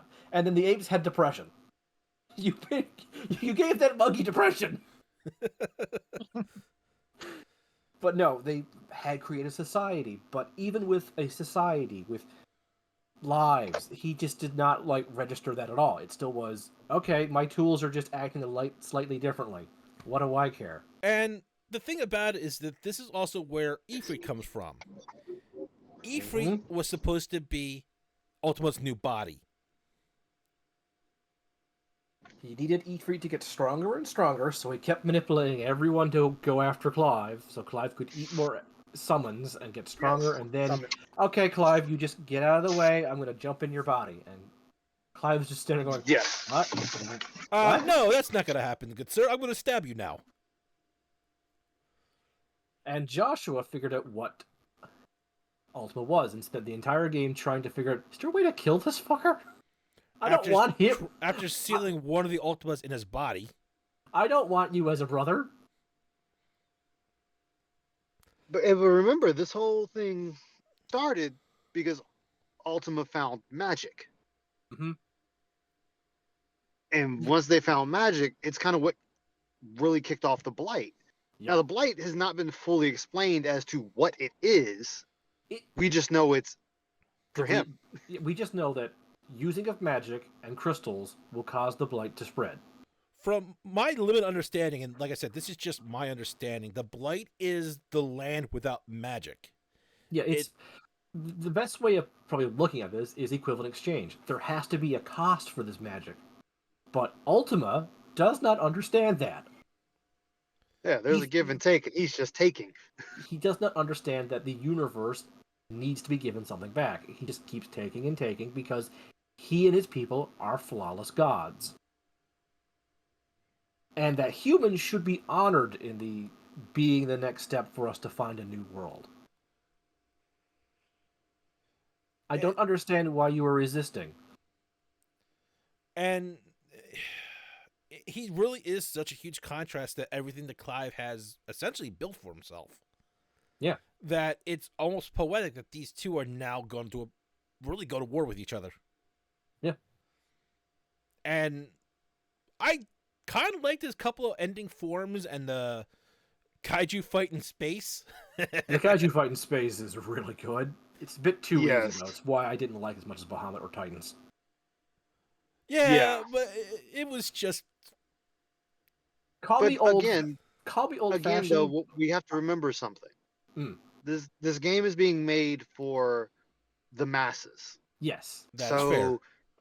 And I a just lot miss, of people nowadays want things easier, dumbed down. We see it a lot of gaming. God of War Much as Ragnarok. I God had of to War dis- Ragnarok, Elden Ring, the list goes on and on. So again, as we just said with Ultimate, there's a give and take. yeah. You were saying, CK? I had a bit of fun with Ultima, mainly because when I fought him, I had no healing items. Oh, oh, okay. That changes things So it definitely. really puts you on the spot. Yeah, that puts you on the spot. Yeah, I only survived with a sliver of health. It was my first time fighting him too. Oh, Nice. jeez. I definitely did the whole. I have too many elixirs. I'm never going to use them, and I actually did have to use them a few times. It's just his final dramatic form I felt was too easy. I took it more as That a was like fancy cutscene. telegraphed. Yeah. That was like telegraphed. I'm not talking about dodging. television. I just thought the fight in space was just a nice visual aspiration, in my opinion. Yeah. Oh yeah, I mean, well, you Pretty do it as fuck. twice. Yeah. Yeah, it's very nice giving you a scale. Like this is what's at stake here. What that ball in front of you is what's at stake if you lose this fight. I mean, that is kind of like probably the best way to show it. Like, hey, you see this pretty orb right here? Yeah, you fuck up, we lose it. Exactly. And I'm interested in the DLC Yes. of who you're going to be. Yes. Mm-hmm. Really hope at least one of the DLCs, if they do more than one, explains what happened with Leviathan. Even if it has to be like backstory. Like it doesn't have to be the actual Leviathan DLC. might be part of it. That's what I'm saying. Like I don't need it to be the DLC itself, but someone to fill in the gaps of what exactly happened, I would be okay with. Like it's a scroll, it's a backstory, it's filler, whatever. I just want to know where it is because it seems like such a huge thing to just drop out of history, and no one has like, oh, such lore happened to it. Like there's no stories about it in this world that why it's not there. Even if there's multiple accounts that are inaccurate, everyone just knows it's lost, and that seems like a bit of a thing to me because like I can understand if each area had its own story about why Leviathan is the lost one. That's fine. I could go with that. But everybody just says it's just lost one and walks away. Yeah. Like, how can it be lost? Like, is it sealed away somewhere so that no one can become Leviathan again? Has there not been a proper host? It's possible, or it could be that person just went into hiding. I mean, like Since I we said, have all no the other knowledge of dominants where have been it's such from. a huge deal. People practically know who the other dominants are. Yeah. And it just feels That's what I'm saying. yeah. That person might have became the dominant of Leviathan, and then just went into hiding. They didn't want to be bothered with anyone. No. Regardless, I do want to give a shout out to Ultima's voice actor Harry Lloyd for doing such a creepy robotic voice. And I do think they synthesized that a little bit. That was nice touches to it. Yeah, it wasn't overly synthesized. Like they touched it with synthesis, but not overrode it. No. And it added to the creepiness of this character. Mm-hmm. So, before we get to the end and we reveal what's going to be next, final thoughts? You know, I still think this is one of the best games we got this year, hands down.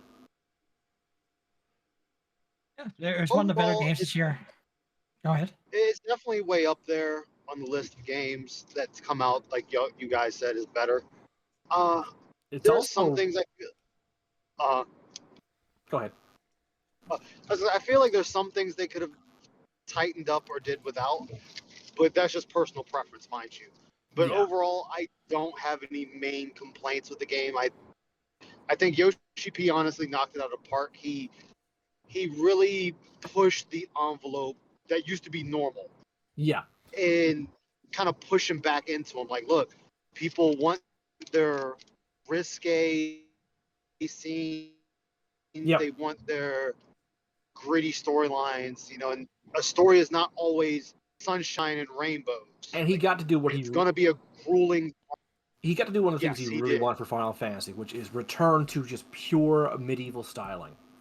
Not that he hated like Exactly. the Final Fantasy VII techno fantasy, but he wanted to return to that because he's a big fan of things like Game of Thrones, and you can see the influence Game of Thrones, both the books and the TV show, had on this game. So I'm thinking we're all agreeing on 2 points for why this is semi-perfect. Number Mhm. one, the combat is too simple. It needed a bit more touch and Yes. a bit more variety to it. It definitely needed more That, variety. The they really should have raised it up and be like, look, there is going to be focus on combat. Not too much of a focus, but a focus nonetheless, because I feel like combat was kind of like an afterthought. And you know what? To the At times, story. yeah. I would have added myself. Get up new equipment for your party members, like, because only armor and equipment you worry about is for Clive. Everyone else has the exact same thing from start to finish. Yeah, Equipment is actually one of my pet peeves.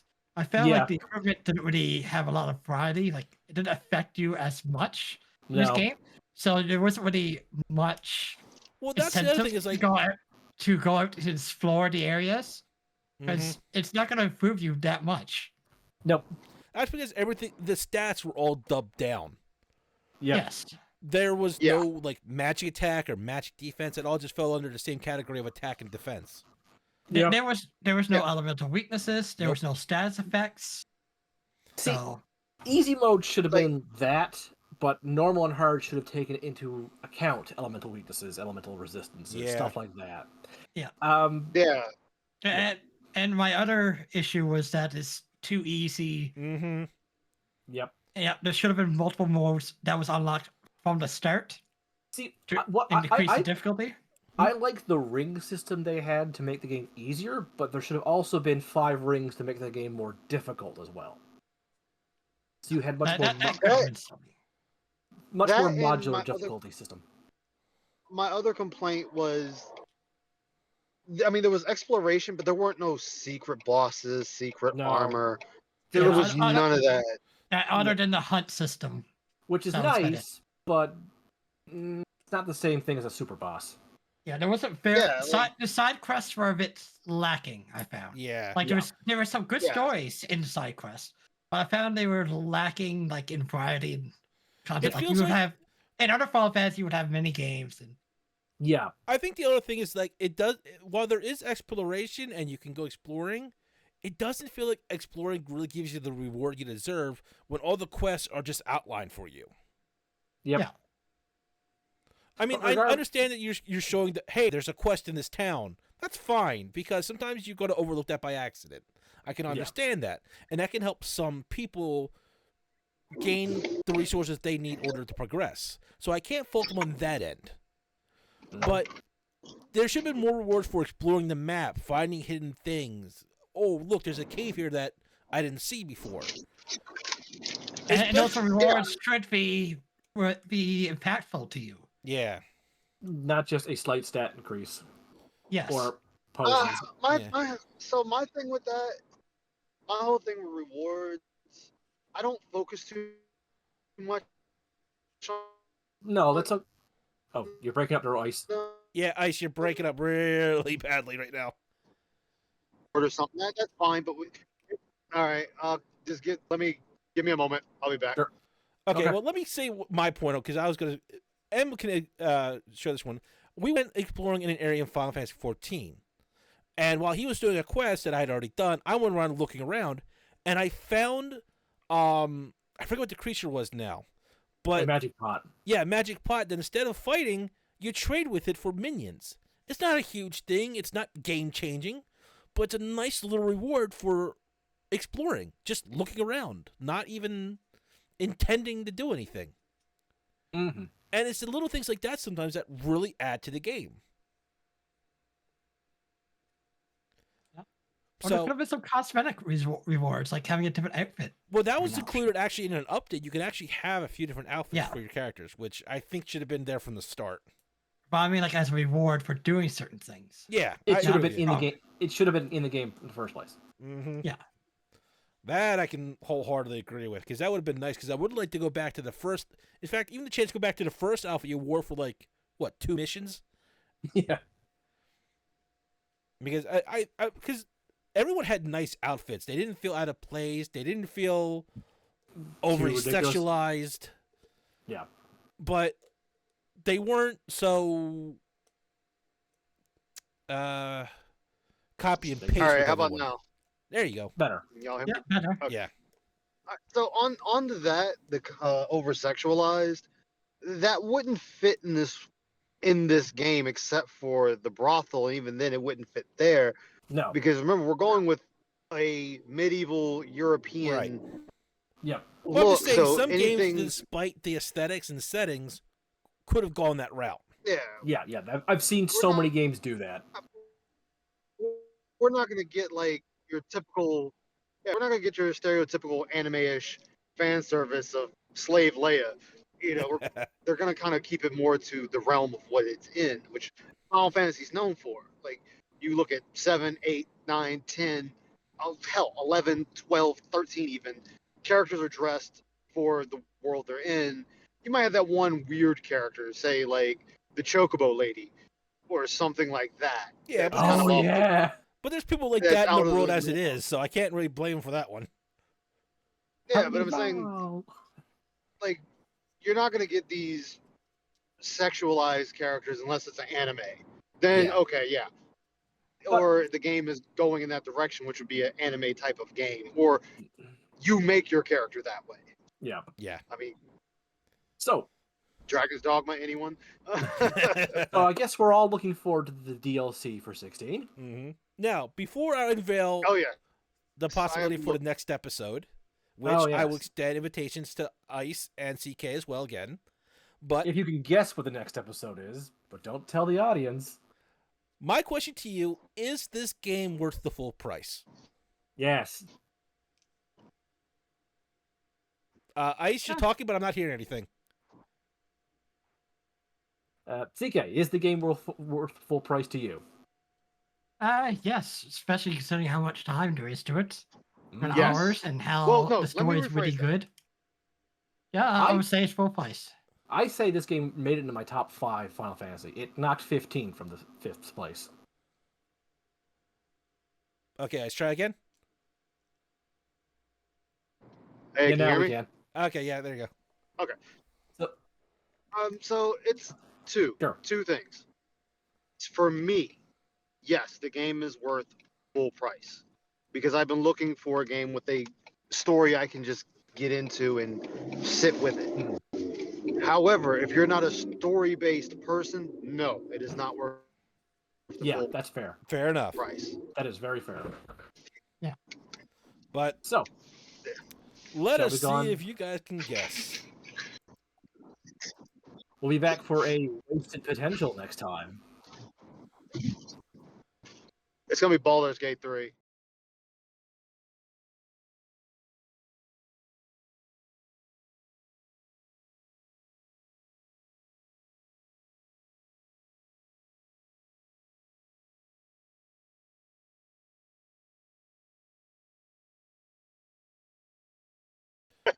Yeah, we're back, and I don't think it's gonna be Baldur's Gate 3. That doesn't. No.